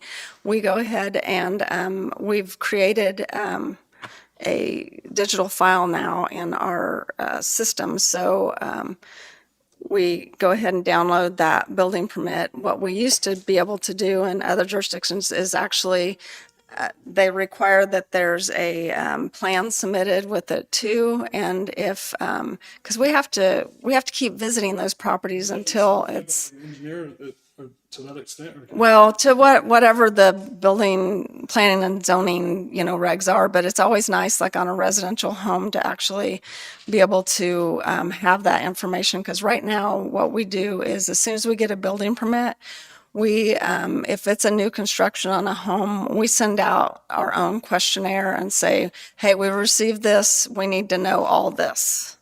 And so we're sending that out, but what we have building permits that haven't been closed out for years because we keep going out there and they're like no like they started building and then they stop. They start, so having, a completion or a certificate of occupancy, that's what we're used to seeing in other jurisdictions, to where he could relay that on to us. Hey, we know this is done. That way we're not revisiting a property multiple times. So I mean, because you have to, so you go appraise a house 1 year and you don't go back for 3 years, correct? Is that gonna happen, right? Basically, what happens is we value as of January 1 of each year, okay? We're mandated to visit each property once every 6 years, okay? Unless there's a building permit, unless there's a sale. All sales, we have to go, all valid open market transactions, we have to go out there and physically re-inspect. It doesn't matter if it sells every 6 months, we have to go out there and relook at it because we want to capture it the same. Our fine, if you will, on our building permit covers your cost and all that of the house we're going back if you just went out there 2 years ago. I mean, if they don't pull a building permit, do you feel like we're strict enough on them? No? No, no, honestly, I don't. I think Darren had addressed that a little bit. Yeah, as I say, he has. I mean, I just think in rural communities it's very difficult, and I think in any community is actually, because people are going to build things whether, it's just. But if there's some sort of timeline or something or reporting mechanism, back to where it's like they take out the permit, let's say June of, and then if there's a deadline of 1 year, like, okay, this is valid for 1 year, then tell us, are you going to go on with this? Because sometimes, it's not started, then. You're basing your schedule around them. Right, around them. So some sort of maybe, once it expires, some sort of, Have you read the changed ones that they're putting in now? not It does completely, basically- but it's at the end of a year, we send out a letter that says your building permit expires on this date. where are you at Not on it? completed, then you need to renew it. If you are completed, then you need to get an application. And we've gotten some, and I do, and I appreciate that with Darren getting us some renewals. And then when we go out to a property too, we'll make a note. If the property owner says we're not moving forward with it, we'll put a note on those. A lot of times we go out there and the homeowner's not there, so we don't know. But we do try to do our due diligence on, where are they at. So What's the, is it double the permit if you don't pull one and we find out about it? Which would be a typical what? I mean, what would be a normal number? I don't recall. but it's something that we can definitely talk about, and it may If be you have to good. stop what you're doing in your normal rotation and go back and do that, correct? Yeah, but kind of what we do is, I mean, we're valuing January through March, well, from about November through March, we're valuing properties. After we value, we send out notices.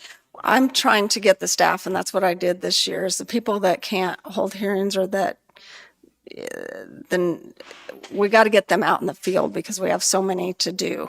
So they go out in the field. So anywhere that we're going out, like in Lysine and Linn Valley, we pulled all the permits and intertwined them. So we're doing our first check this time.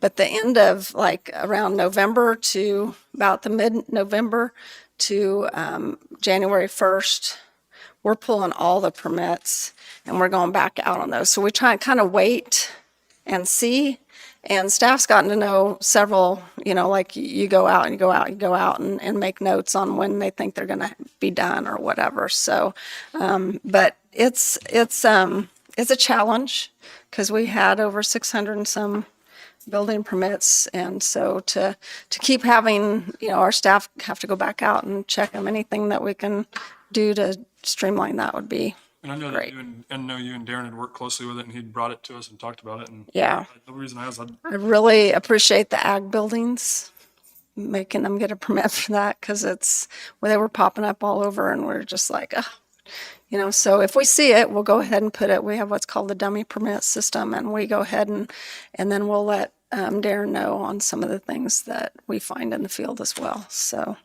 one thing too that they did that's been a huge change over the last since I came on is on the contractual side of it. And you'll see that's why when you look at the history, part of the budget is y'all did contract out on all the analysis.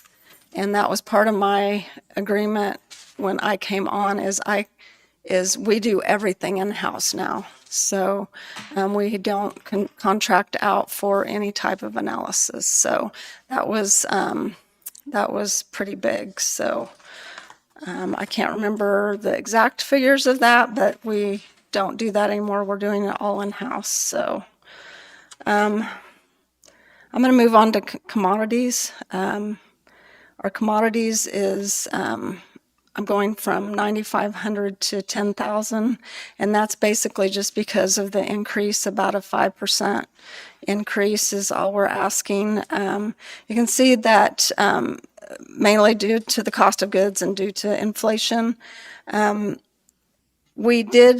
Previously they had computer and office equipment under this, so in the history you'll see that, but I moved that more to the capital outlay portion, so that when we get computer equipment, we're putting it under that. So that line item will go away for us. We do have, like I said, when we go out in the field,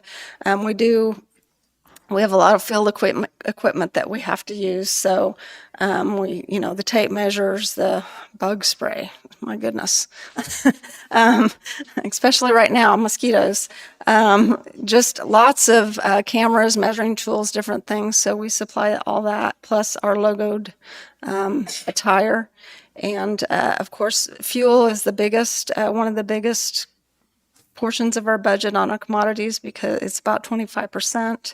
And also public relations. I was going to talk to you guys about this because you'll see where we have a budget is like, wow, they're spending a lot on miscellaneous. Those miscellaneous is, I don't know if y'all know it, but we are the courthouse decorating committee for the courthouse.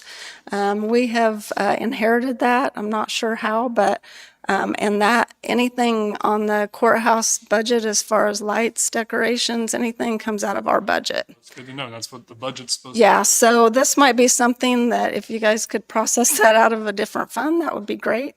But anyways, that takes up part of our commodities budget. So it always looks beautiful, but it takes time out of our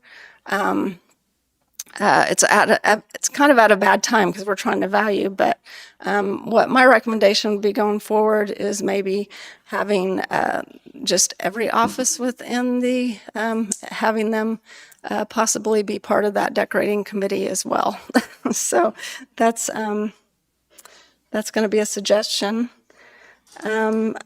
The biggest portion, we have all those mailings, so our office supplies and general mailings is the biggest part of our budget. Envelopes, I did put a bid out, but I think they're going through transition now, so I haven't got that. And I talked to David about a little bit about the possibility. We currently, and I don't know how our machine's going to hold up, but the staff has it down to a science is when we send out all of our evaluations, we send out all of our different mailings, we have a folder, but there's ink that we have to use there, toner, all that. So in other counties, we always source that out we use postal pre-sort. Postal pre-sort went away and now it's postalocity, I think. So I had talked to David to see if he knew what that ran. I asked for a bid, but I never got that back. So it may be something, the staff really has that down to a science, but right now, in the future, it may be something we need to maybe outsource. And then just 2.5. So you can see how that breaks down. Not a lot of line items in our commodities, but there is quite a bit of maybe fuel and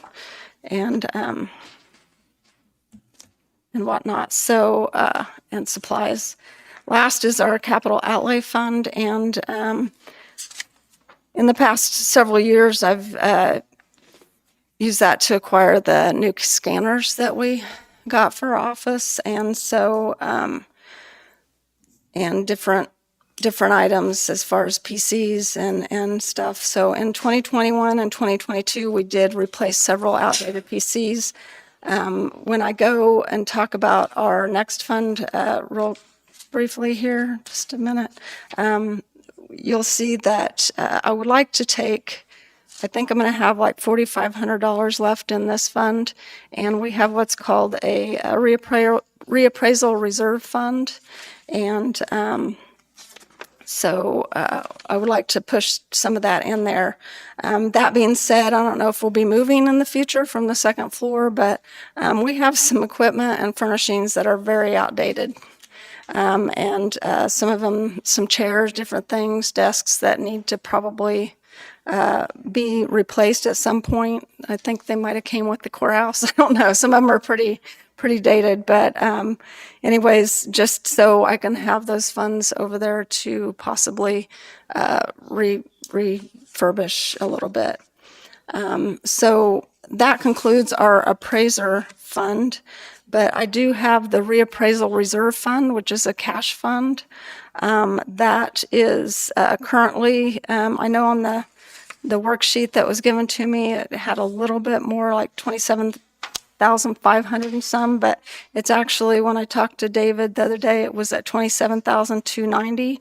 This is where we purchased the 2023 Chevy Equinox out of. That the staff and I really appreciate that, because it's been really nice for them to take out in the field. Good addition.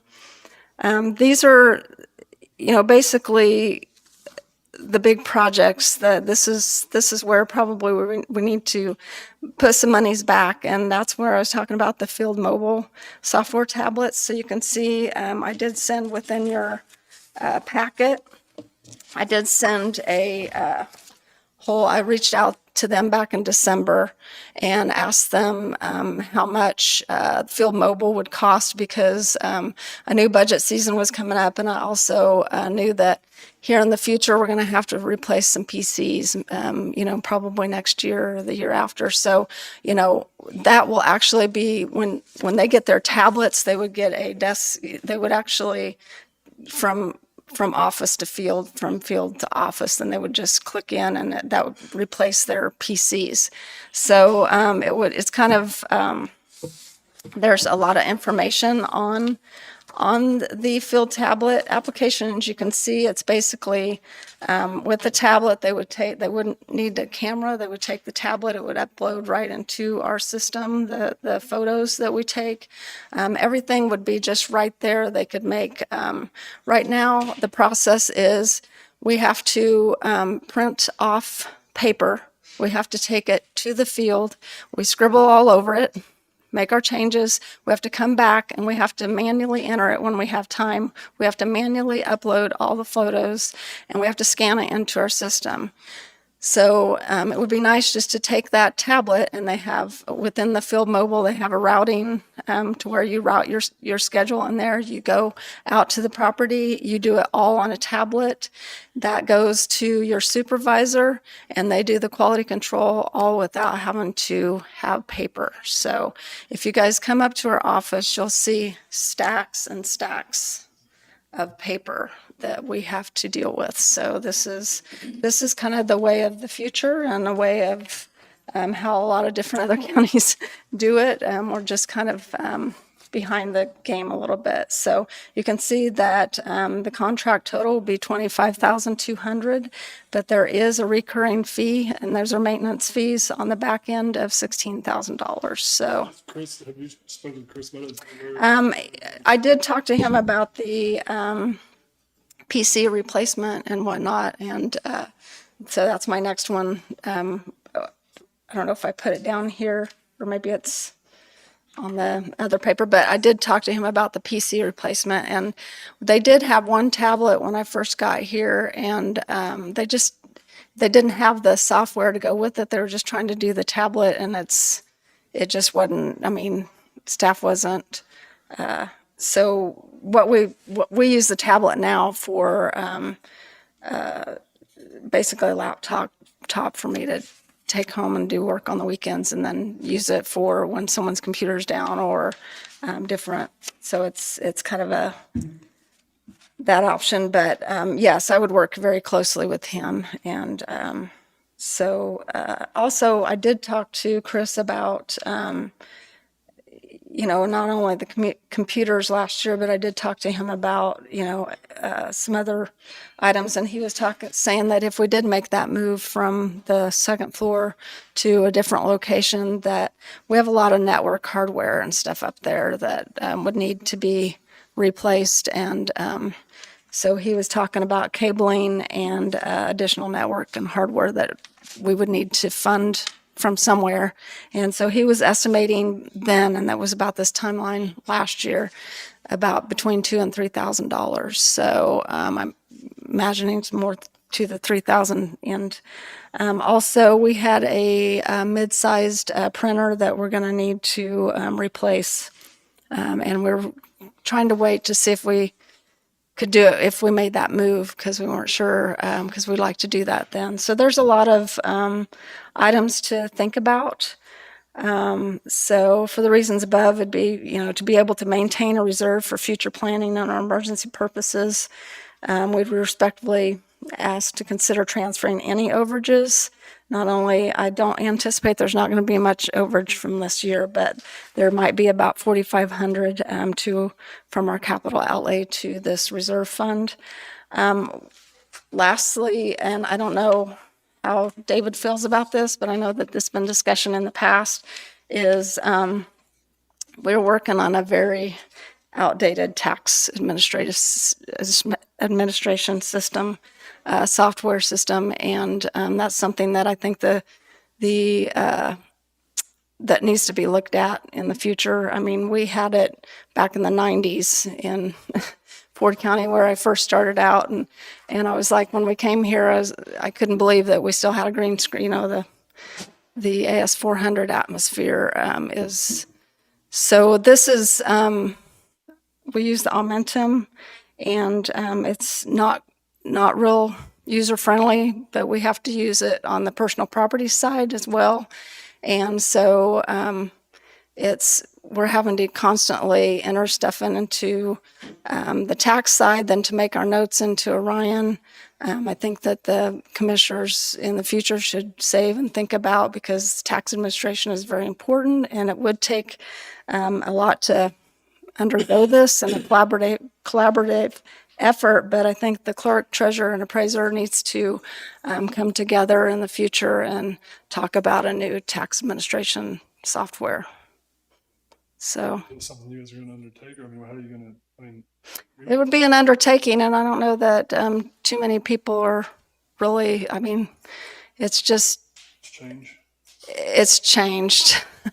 And it's just something that right now we have a lot of different, like our office changes, there's just so many hands in the same, doing the same things within different systems. So just finding maybe a unified, I know that Orion does have a personal property tax system. So I don't know if in the future, we could, I know Miami County, there's some other counties throughout the state that are going to like a one-stop shop for all the tax administrative information. So, but it's going to be a huge expense for the county, but it's, I don't know how much longer, and I don't know, Chris could probably tell you in IT, but it's a pretty outdated system that we work with.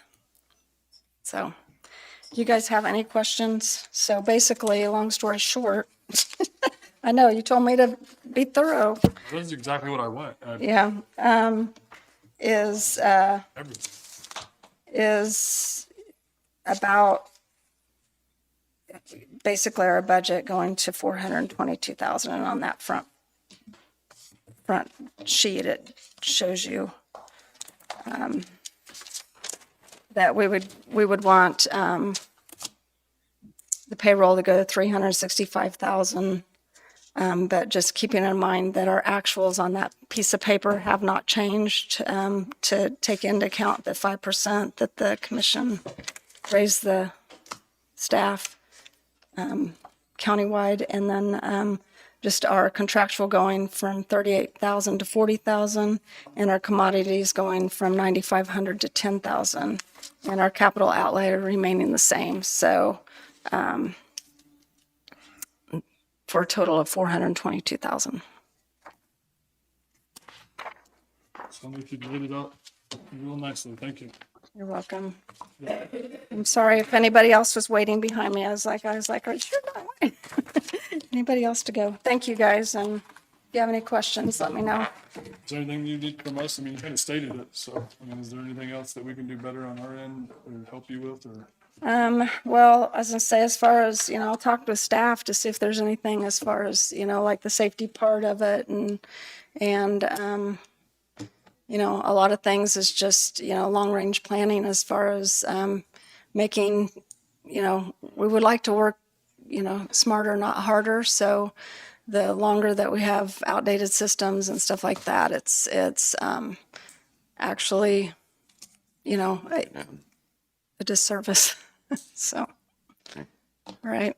Thank you, guys. I'll make a motion that we tentatively approve the appraisal fund at $422,000. I'll second it. Motion been moved, second, all in favor? Aye. Thank Thank you. you, Kathy.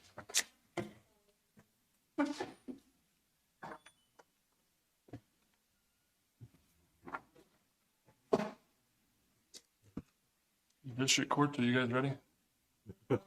Leaving earlier, but I'm gonna finish my morning doc. So please have literature and let me, just tell us everything, please. Copies.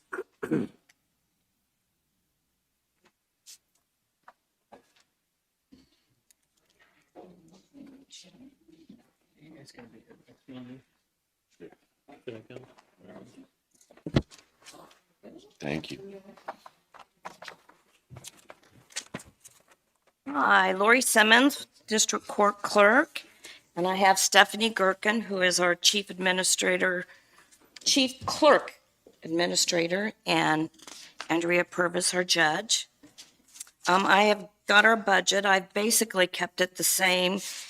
I have increased it 10,000, basically asking for an increase. We are anticipating our contract attorneys probably are going to be requesting an increase in their fees. I don't know that yet. We haven't got their contract approved yet. Probably 80% of our budget comes from them that we pay out. They basically get paid monthly. We pay them for their, most of our misdemeanor. So public defenders. Yes, our public defenders, those that fill out an affidavit needing an attorney for any criminal misdemeanor cases, juvenile cases, child in need of care cases, contempt divorce cases, maybe traffic cases. What am I missing? Anything? Care and treatment cases. A lot of our child in need of care cases, we have an attorney for the child and both parents, and sometimes there's more than one parent. And so we also pay for, out of those attorney fees, for a conflict attorney who gets not on our monthly, but I will pay hourly. And so they will bill us. And so I have to budget for that as well, not knowing. That's the people's right, like that. Absolutely, we have to. Tax, going right back. Yes, correct. How many do we have? 3, you said? We have 3. Harder and harder to find them though, isn't it? And correct, it's harder and harder to get anyone to come down. Because of the wages we pay? A lot of things, I think. It's, it's hard to get anyone. A lot of them are up in the city, They look for, big attorney That's offices. something you gotta And be so compliant with, right? it's harder, and, maybe you can address, but, So just like. we send out a letter. Yeah, I've been before you before about the fact that we have a shortage of attorneys in Kansas. It's not just here, it's kind of nationwide. We don't have anyone that is currently has an office in Linn County that's on the contract. So everyone that we have that's willing to submit bids for contracts are coming in from out of town.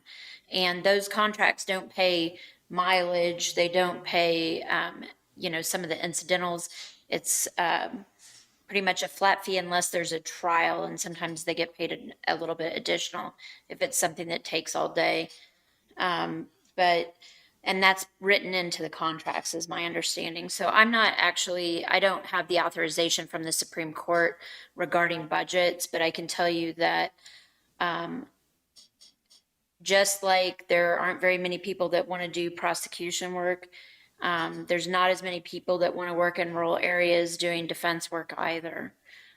So this is not, I think that this is an anticipated issue as far as trying to make sure that we have people that can represent the interests of indigent defendants. So is there any, I mean, to your knowledge, is there any other counties that they're doing anything to try to get ahead of this, or is there anything we can do to try to get up there, or? Well, I think that we have to start thinking about increasing their fees, and I think that the bids have been requested. I sent letters out. That's one of the things that I did, is I sent letters out. We only got the 3 that we currently have are the only ones that have submitted bids, and they have all gone up. So I think it's a matter of negotiating still, and that's not my role, but I think if we do not increase, I think we're going to lose those attorneys. And I don't think there's anyone waiting in the wings to fill those positions. Right. And it went from what? 126 to 144. Do you know what other counties are paying? I mean, that are similar size? Speak to my, I don't know how they do theirs, but We send out ours for bids also, and then Judge Hart and I go through them, and we meet with the attorneys to see what we can do to help them as far as cost wise, because, it costs them to drive, and they have to give up time out of their offices also. I think all the attorney fees are going up. We have law offices. In Miami County, even just had Steve Jensen's last day was on Friday. So attorneys retiring. all of us are in the same boat. I've been reaching out to bids for felony cases, and they're sending us names from Kansas City, Kansas, and they're agreeing to take felony cases, but they're wanting to do by the minor stuff via Zoom. Yeah. So it's a real issue, and they're just. Washburn, I think only 51% of their students that took the bar last time passed. So, There's less enrollment. Is there any incentives we can do besides money or anything to try to entice them? Just finding them is the problem. I think that's a great question. The ones that we have is crucial. Yeah. So you're trying to say how do we get the younger generation down here, right? Get them involved in law school, 51%. 51%. No. Granted, that was fall, so that was probably retakes from what I hear, but yeah. So it's very. Well, and enrollment's down too in law schools across the nation. Only got a GPA about like mine, didn't it? Well, so do you think that's enough money? I guess that we're not in bids, I guess, right? So It did go out. And they asked for a $500 a month increase. So with that, do you feel like that they're getting a fair treatment for the price of the contract? Does that make sense? You just made a weird look. Well, I would say, my opinion is, and this is my opinion, is that we're gonna have to, we need to pay what we can to keep them here. And that may mean increasing, more than normally we would want to, just to try to might show appreciation for the fact that they're still taking our contracts here and, But I mean, and I don't even know who it is, and so I don't know anything, but are they just showing up to be a body to get the case moving, or they actually? they work very hard. They do. They do a great job, I They're think. getting, And they're, I mean, you feel like they're getting what they need? Do I think, Well, let me toss something in here. I don't do this kind of work anymore in my life, but if I were doing it, one of the things that would appeal to me is minimizing the number of trips. and so that's something that we're gonna have a discussion about with the contract attorneys about how we can adjust our schedules as the court, to try to minimize that, and we still are using Zoom when possible, if they need to Zoom in. But they all have the opportunity to do this work pretty much anywhere they want when you're talking about rural. So, we have one that drives, her office is in Paola, but she drives from Perry. yeah. And we've added 2 more judges to the district. Yes. we're So having we have more court. And these attorneys are being worked More. more often. Right. All of these Appearing more. attorneys also take, they also take felony appointments they get paid through bids, and bids rates are higher than they used to be. So they get paid more to do felonies. And so these are the contract attorneys that cover like all of the other cases. So So, and if so, it sounds like the 3 we have been here for a while, you guys said? 2 of them have been here for quite a while, I think. Yes. The other one we added last year. So what happens if we can't, I mean, what's the statute say we have to be, how many do we have to have on board? That is dependent. It doesn't Oh, it's- say how many we have to it's, have. We just have to provide coverage for whatever's needed. Yeah, it's Right. a lot easier to have attorneys under contract than them charging hourly. It From would- what we discovered. So because if we about didn't 2 have years them, they ago, would charge hourly, Absolutely, and we'd just pay their hourly rate? yes. We paid the bids rate, which is 100. 120 is what bids is paying now an hour. For conflict. And one thing that is very helpful is when the county attorneys and the attorneys have a time when they can work together, corresponding more through email, trying to get cases worked out, so they're done in more of a timely manner. I mean, I have heard statements saying that, if we can get things taken care of via email and good communication with the county attorney's office and the defense attorney, things will be done a lot faster and would take up much less time. So, whatever that's worth. Cases are taking longer. Although I do have to say I've been getting through this backlog. So, yeah. I think we've managed to move through a lot of, I've been pushing on getting things accomplished, so. Correct. All right, well, you guys go ahead with whatever next. I don't have any more. And I do anticipate I'm going to be needing to be updating some computers. I've had to put in some cameras for whatever reason we didn't have in our new building for our CSOs in their offices, in their area. IT put in cameras. We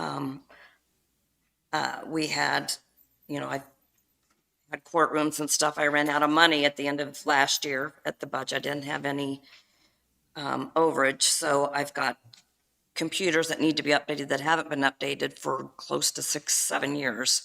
And we want to get on a 3-year rotating program for our computers. I've still got, I had to buy telephones for offices that I didn't have telephones in offices. Is that something that by statute, what are we supposed to provide to you guys? I don't know, but I didn't have any. Well, the county pays for everything but salaries for the court.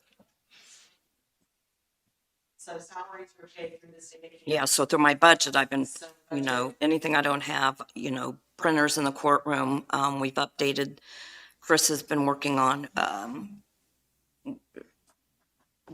just for the hearing impaired, I've had to purchase some stuff because everything's wireless, that I have to have for jury hearings and stuff, and just those who have a hard time, some hearing impaired, hearing, what do I want to say, amplifiers and stuff to wear. And I'm going to be doing some computers that I know I probably have 4. I don't know what's going to be, if I can get a couple. Chris is putting out bids for me now. He's looking into it and getting some prices for me. So as a county, are we providing everything you guys need to operate by statute? Yeah. Correct. All right. Next item, I guess.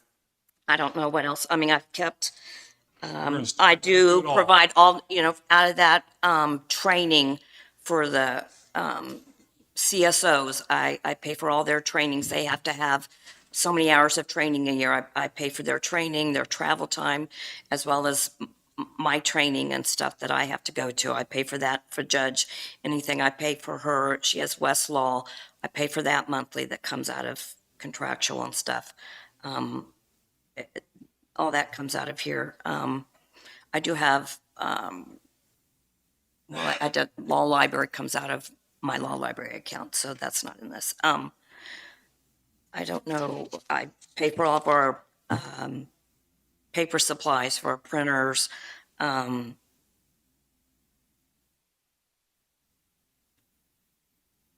think that's basically all that comes out of that, so. Office stuff, do we all work together and just do one big order, or is that just each? I purchase from, out of my budget, I purchase for district court, for the judges, for my CSOs. But like on ordering, I mean, if we all order at the same time, surely we'd get a bigger discount, right? I mean, do we all work together like that? Is that, or no? I've always ordered, since I've been here, always purchased I don't for think us. even the courthouse does that, do you, David? We do on a few things, like paper, Christie orders in bulk. I've got a place where I order toner and that kind of stuff from, where I've looked around and found better prices, and I typically order that for everybody in the building if they need it, or if they tell me they need something, but, we try to look and see if there's some places we could save like that. Some of the bigger counties down, they have a centralized purchasing office that purchases for everybody in the county, but we're probably not quite big enough to really justify that. We can send out an email and say, hey, we're getting ready to order some paper. Who wants some? I mean, I've been pretty vocal on, I don't think that things are running efficiently as they could around here, and they just ran the way they have forever. And I think we could save money by doing little things like this, Something I've wanted to look at too is, a postage machine, just because we go back and forth. I know that the sheriff's department, I think the county attorney's office bought a postage machine that I was going to go over and look at, just so that we don't run back and forth. It's not so bad in the summer, but in the winter, that I thought was, but I haven't looked at one yet. That Sandy sent me some information.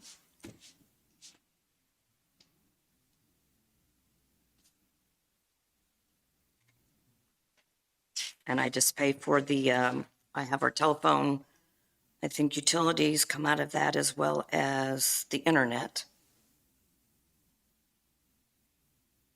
what's all on your utilities? Isn't that all covered within the building itself with? No, I pay for internet and telephone.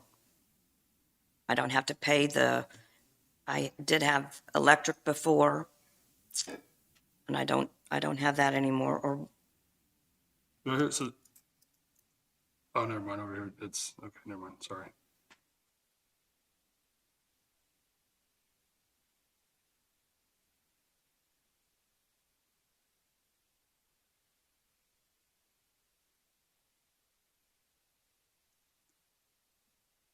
The telephone and internet is a combined bill. Yeah, it's the same every month. Split out to the different departments on what they pay on it. Like like court ordered drug tests and stuff like that, is any of that included in? I pay, Yes, I have to pay for those, but it is costed back into a case. But when Christie, our chief court service officer, orders those, then I pay for that, and that comes out of. Do you have to do that to a certain company or anything? You can't, like, our health department offers that, does that not? She, let me think who she orders those from. I don't know where she has to, but I know, oh gosh. If you hadn't asked me, I'd have told you. Smart Talks. It comes through Smart Talks. Is there any, And I don't know if that's mandated or that's just where they all do it. Since I've been here, that's who she's always used. I don't know. On drug testing and such, like, they'll do an order to pay. So Yeah, so it's costed back. Responsibility They to pay it back. they pay it back through And their then that's case refunded back like to the they- county. Yes. And same goes with attorney fees, like if a judge orders attorney fees, those are paid through the court and those are also given back to the county once we get reimbursement. Which- Of course, it's not Not a in, huge budget. amount, because they'll order maybe $100 attorney fees. So that's some of the income. And that's what shows down here, like on Goes back 20, into the general fund. It doesn't go back to their budget. in 2022, it shows we paid back $40,339.22 to the county through cases. Of the 148.3 or Right. whatever you meant. Correct. Correct.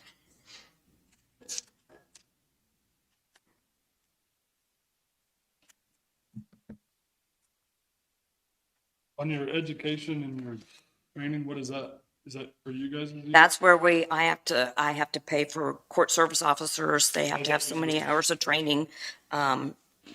Any of the judges, myself, that we have to do throughout the year.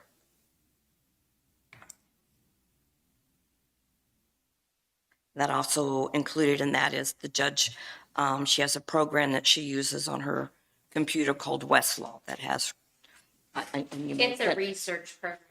So it's so that I can research the law, both statutes and the case law. So, and doesn't our attorney's office have something like that too? Probably. Would it not, do you guys work together on the same thing or no? Is that not? I don't think so, no. Should you? And what I have access to is probably greatly expanded in comparison, because I have access to more than just basic statutes and case law. There's also access so that I can do like a broader or wider array of research. Do you know, is there any software programs that you guys that like? There's do you two have- companies. There's only two of them? Westlaw and LexisNexis. State of Kansas has one that you can use if you're a bar member, but it's not very, my understanding. Not very comprehensive. Yeah, so. Well, and we are getting ready, the sixth district is getting ready to contract with Westlaw through the Kansas OJ, through our headquarters, and I think they're supposed to be getting a better rate. So we're gonna jump on board with them, but the county will also be responsible To for pay paying it. that portion. Well, so should we talk to our prosecuting attorney and see, make sure we're making the right decision to we jump on with you? I mean, Well, no, she will I I don't know don't about think the he county can go attorney. through OJA. No, No. he can't. And we have to pay, well, not that it matters to our budget, but we have another account for the law library. For the law library, I also have So Westlaw in there, so the public, But it has the a law separate library, budget. which is separate, that our law library pays in our law library public access room that anyone can come in and use We went research. to that instead of trying to keep up the huge printed library, which nobody used. Yeah. happy to hear that.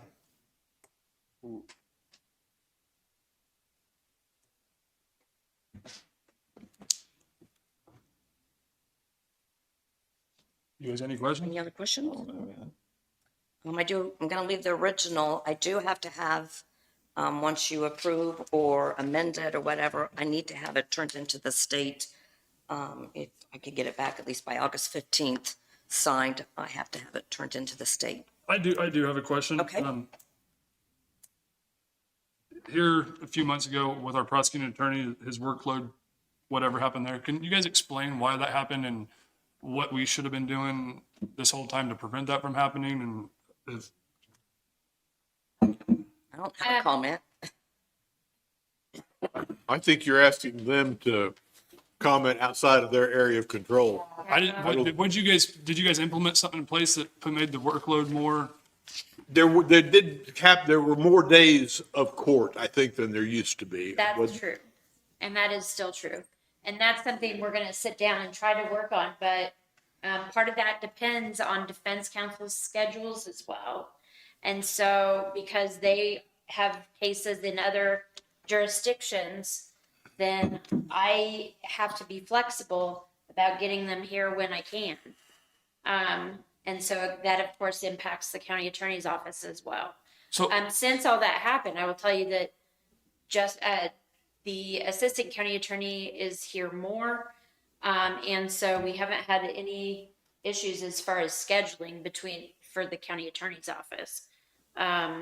Because we've got them. If you got the week divided up pretty well, yeah. and I know we'd come out of COVID and all that, you were stacked up on cases and stuff, and adding a judge, that other judge, was that an issue? I mean, was that something? That was part of what contributed to more days of court, I think. Yeah.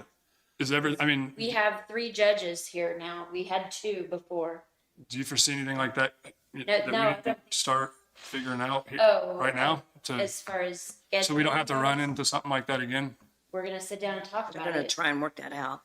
But- And some of our conflict attorneys are also conflict attorneys in Miami County and Bourbon County, so. They're working from And down in Pittsburgh, clear up to Kansas City. They're working the whole. And when we were Yeah. having Zoom, it wasn't quite as much as an issue as to when we all started going to back in person. Made it a little more difficult than,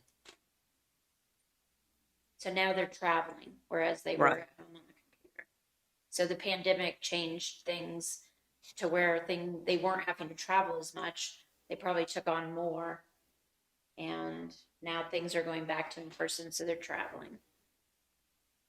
But we're finally getting cases moving again, whereas Yeah, like thank we were goodness. doing Zoom all the time, the Just clients and the continue, attorneys continue. were having a hard time communicating because yeah. Well, and all the time limits were suspended, and that Correct. takes your motivation Easy to away. continue. Yeah, right. A So lot of- basically, we had a whole kind of host of things while they were able to do it online. That actually slowed things down in some ways, because now you don't sit and talk to your client person to person, or the defense attorney and the prosecutor aren't communicating face to face, and so things don't always happen quickly because of that. Yeah, and I know that it hurt whenever all that went down, and I mean, it sounds like it was nothing we could do about it, but Well, I think it all comes back to the fact that there's not a lot of attorneys right now. yeah. And I don't know what the solution is to that. That is beyond Tell me. the camera, tell them. Yeah, I know.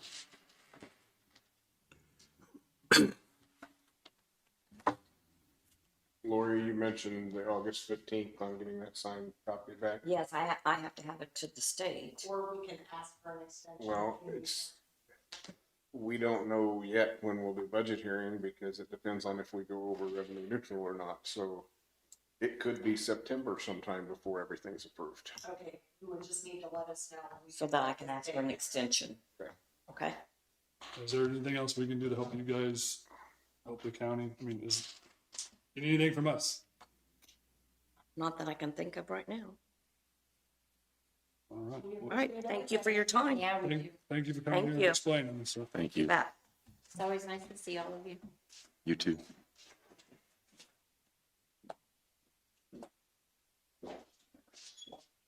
Are you gonna do a motion? To tentatively, make a motion to tentatively accept the budget for district court for $195,300. I'll second that motion. Motion moved, second, all in favor? Aye. So Joey's been here for a while. We had him on the schedule for talking about the bond refinance. There's a resolution that's gonna need to be approved on that. Sorry, Joey. I don't know how long. Come on up. Yeah, it's just a matter of approving the resolution, isn't it? That's exactly right. I have And- one change. I will read the change came from Gilmore and Bell. They just had a paragraph typo. So the resolution reads, a resolution authorizing the offering for sale of taxable general obligation sales tax refunding bonds, Series 2023 of Linn County.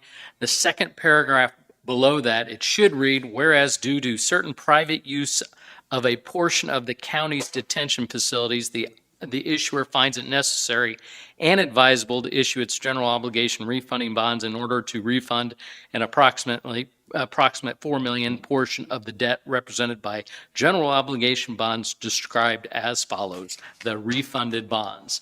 And so what this lets us do is prepare the offering documents, which you will see before anything gets done.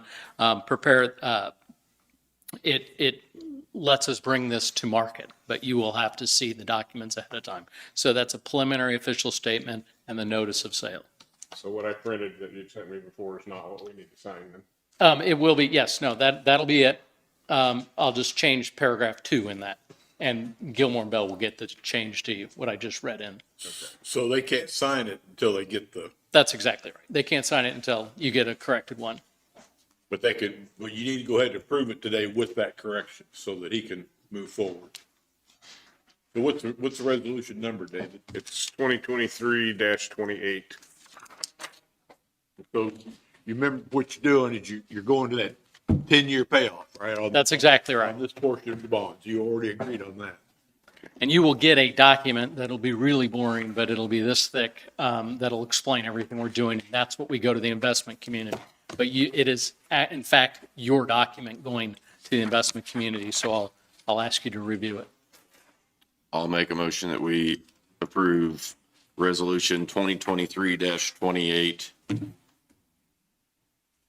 authorizing the offering for sale of taxable general obligation sales tax refunding bonds, Series 2023 of Linn County, Kansas. I'll second. Motion been moved and seconded. Any more discussion? All in favor? Aye. Thank you. Thank you, Joey. Sorry for making you wait so long. Okay, so we got Harry's reception starting in about 10 minutes. We haven't even gotten to public works budgets or the ones I brought. I don't know, do you guys want to recess until after that and come back, or how do we want to handle? Next week if you want to. That's probably a good idea. And next week, we're doing interviews in the afternoon again, and there'll be more budgets coming in, so. I don't know when you want to tackle all of it. The one other thing, Jason, you'd emailed me earlier about appointing Yes. Janet Reynolds to the SEK Library Board, and I think I emailed you back. I did find that in the minutes where we had done it before. I just didn't remember it. It was about 5 years ago. So she is up for, her term is up on that. She's been serving since 2018. She'd like to continue to stay on if we're willing to have her continue to perform those duties for us. Did we have any bylaws wrote for the library one, Gary? That's not our board. This is Southeast Kansas. Oh, okay. We need to appoint a Just one person? Yes. Gotcha. And it's Janet Reynolds, which is a librarian up at Lacine. I don't have no problem with it. I mean, she doesn't. That's fine with me. Okay. I'll make a motion that we reappoint Janet Reynolds to the SEKLS System Board as the Linn County appointee. I'll second it. Motion been moved and seconded. All in favor? Aye. Thank you. So what do we want to do on these other budgets? Do you want to push them off a week, or do you want to come back? Sean, do you have on your budget, are you very detailed? I mean, are you? I'm open to doing them later after the retirement party if you want. I got 2 items that I can do in the next 5 minutes to get my normal stuff out of the way and keep that short and sweet, and we can do whatever we need to do with the budgets after that. Can we do them next week, or do you think we're too busy? I think we're tied up. I mean, we can schedule them next week. I don't really have anything on there yet, but just the way things are going, it's going to fill up again, so. You could also, if you want to, add to your notice of your special meeting that you're gonna review a few budgets. And that's a possibility too, which is Wednesday. Wednesday next week. And I send that out yet. I haven't prepared, but I haven't sent it to anyone. We can do a few then. I'm good with that. If you, We gotta get them done. I'm good with it. I mean, sorry if I'm messing everybody's schedule up, but I mean, if you guys don't need it, we can go on and make motions and that's just what I need. I like this, that it brings our county together, I feel like. So, I mean, I know there's a lot of irritated people and people shaking their heads, but I mean, we don't have no big old program on the computer stating, hey, this is what we do. So I feel like it's our duty to pass this information on to people. So I'm sorry for the frustration and the long meetings, but I have a duty here to do, and that's what I'm doing. So hope you guys can respect that. But if you guys are good, we can move what Sean's and who else's? A couple that I was bringing today, and I'll have quite a few more to come yet. I mean, do we just add budget? I mean, is there a certain language we need on the motion to allow this to happen? Are you talking moving it to that special? I can just change my notice on the special to include budgets and taking action on them. That's not a big deal. We don't need a motion to add on to it? Yeah. All right. That'll work for me. Okay. I'll be on the phone, but I'll be there. Go ahead, Sean. Sean West, Public Works Administrator. I just have a couple things. Dust control that we put out last week looks like it's being pushed out to the week of 7/3 for trucking issues. We've had several calls about it and concerns about it and it being pushed out again, but beyond our control, it'll be the week of 7/3. The lagoon bid was signed and returned to Gary, so we have both signatures on it. And whenever you're available, we think 5-10 minutes for non-elected personnel, which I can take at any time. I think it'd be worth telling them the general topic of that non-elected personnel. That's to discuss contractual issues for our Public Works clerk to assist Joyce on her days off. What'd you say? I'm sorry? Did you need? 5 minutes. I'll make a motion. Actually, hold on. And that's everything I had. That's everything you had. Do you have anything on the sheriff's office yet? On the testing and everything we were doing over there? I have to work with the contractor and I was out part of this week, so no, I do not. You don't have nothing else? You guys have anything for him? So can we go into executive session? And is there going to be, I guess we got to come out and say if there's action, then we can adjourn or So would this be for legal advice or? personnel. Non-elected personnel. And then if there's no action, then do we have anything else? We're we adjourning after that and going into the retirement party? Do you have anything? You just come back out, you'll leave the vote to adjourn, you go to take action. I mean, is there anything else we need to do? Do you have anything? Do you have anything? I'll make a motion. We go into executive session for 5 minutes.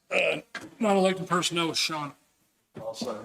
Motion been moved, second. All in favor? Aye.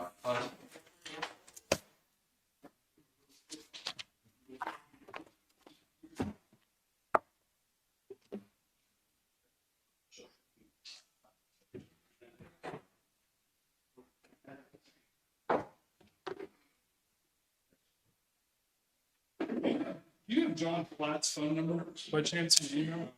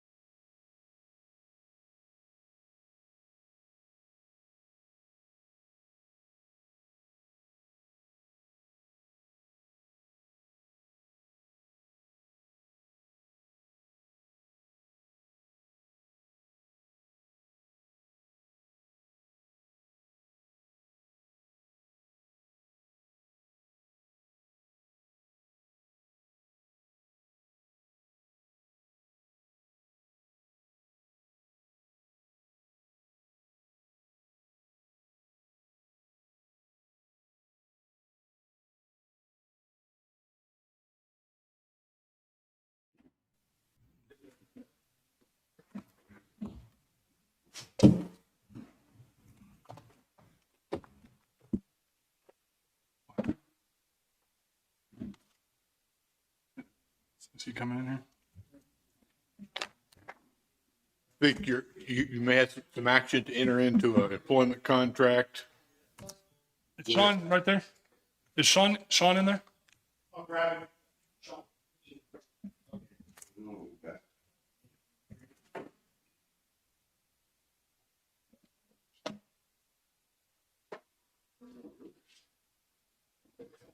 You want to, we have a little bit of action. You want to talk about it? You want to give out some details and what you want and the stipulations and I don't have the numbers in front of me, but what I'm asking you to do is change our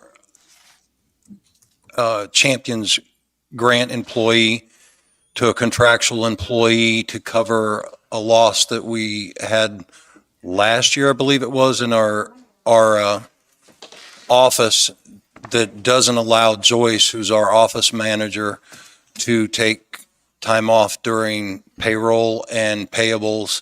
And it creates a situation where she's unable to get time off during those days of the week. We're asking that you grant another 20 hours a week on contractual so that we can use Darcy Wilson part-time as a housing champion and part-time as a clerk to assist Joyce. And the numbers, I think, are Be $18.29.86 per hour. which is a clerk, 8N. 8M, which is a clerk one position. how do you guys feel about it?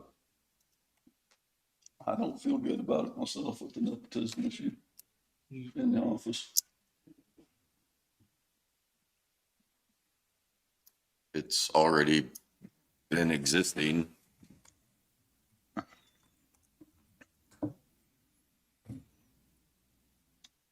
I don't think we're going down the right road. What's your concern? I mean, if you want to talk about it, or, I mean, what do you? Well, it's just a nepotism. I don't think it's a good situation. I think we've got a little more of that going on in the county than we need myself. I've had a lot of people question me on it, so. What's all her job description? I mean, can you explain a few tasks of Joyce's she would be overtaken if this came to fruition? She would be assisting in transportation, payables, and payroll, and other administrative tasks to finish the documentation, such as the Public Works program and all the administrative tasks that Joyce does that she doesn't have a backup for, which at this point doesn't allow her to take time off without falling behind. So she's been minimized to the time and the dates that she can take off, because if she does, she falls behind and has to come in and meet deadlines for that paperwork.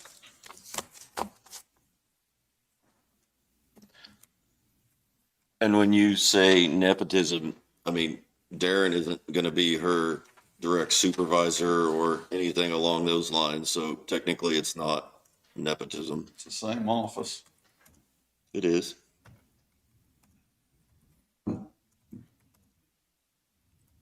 How often or how closely does Joyce and Darren work together? What are we talking about? What would she be doing working with them?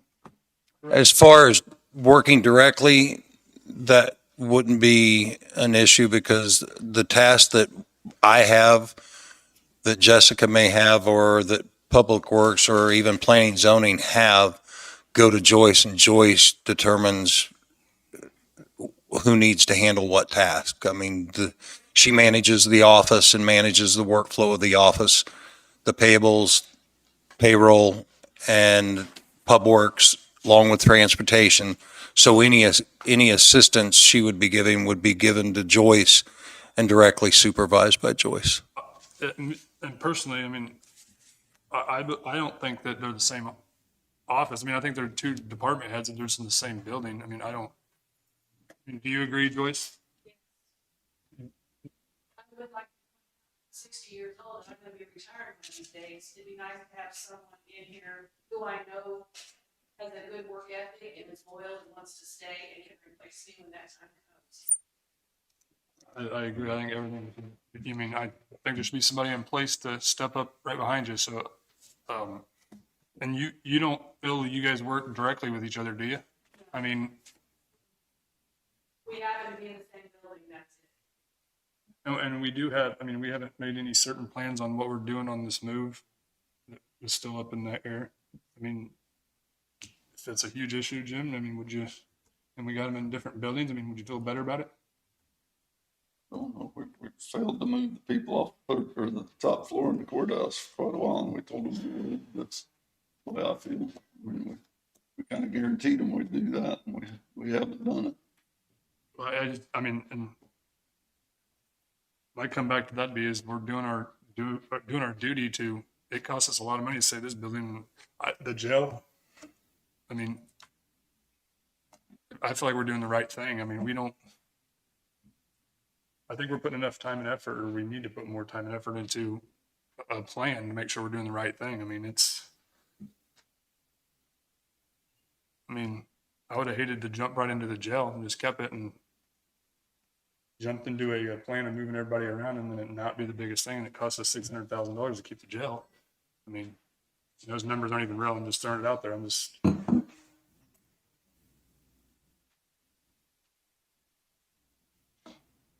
feel like that's where we all have to come to an agreement on the jail and every other dwelling we have that we need to put money into and come up with a plan.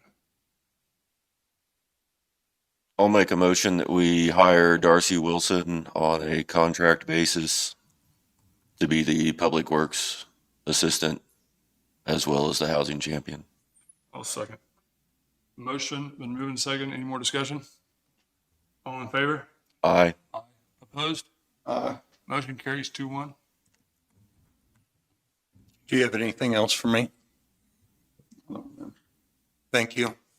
Actually, hey, David, on this plaque, do you want to have him and Sean come up here on camera and give a little details and present it to him? Whatever you guys want to do. I mean, Harry, how do you feel about that? If we have a plaque here for you, we want to present to you. You mind doing it over camera? I know now. he's good on here.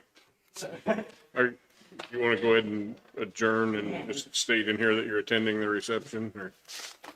I'll make a motion that we adjourn And attend the reception. and attend the reception, and then we're gonna adjourn, and then we're gonna present this plaque to Harry, so stay on and watch, I guess. I'll second it. Motion been moving, second, all in favor? Aye. Aye. You want to, give a little detail about Harry and how long you've been here and?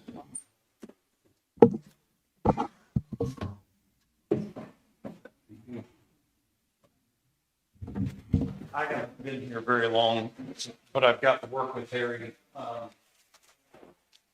little bit closer than I have the other shop foremen because he's actually here in Mound City, and I appreciate the fact that not coming from Public Works, Harry pointed out every canyon and pothole I was about to fall into or land face first in. You've been here 36? Yeah, I thought 37, 46 a week. Since they planted the brick is I think the term we're looking for. And I think there's several people that are here. Kevin worked with you quite some time and said he'd like to congratulate you as well. But having not gone through one of these here, we kind of spur of the moment, put things together. We want to give you some time to eat, shake hands with everybody, and everybody get to tell you goodbye, but we did want to leave you with a parting gift from the county, denoting your years with us and what you did for us. Danny? Great. You lived beside me my entire life and I was always scared of him. He never smiled. It's longer than I've been alive, so I appreciate everything he does. So we're going to present him with this little plaque, and hopefully you put that up on your wall and you look at it every day. Will. Thank you. Thank you, Harry. Yep.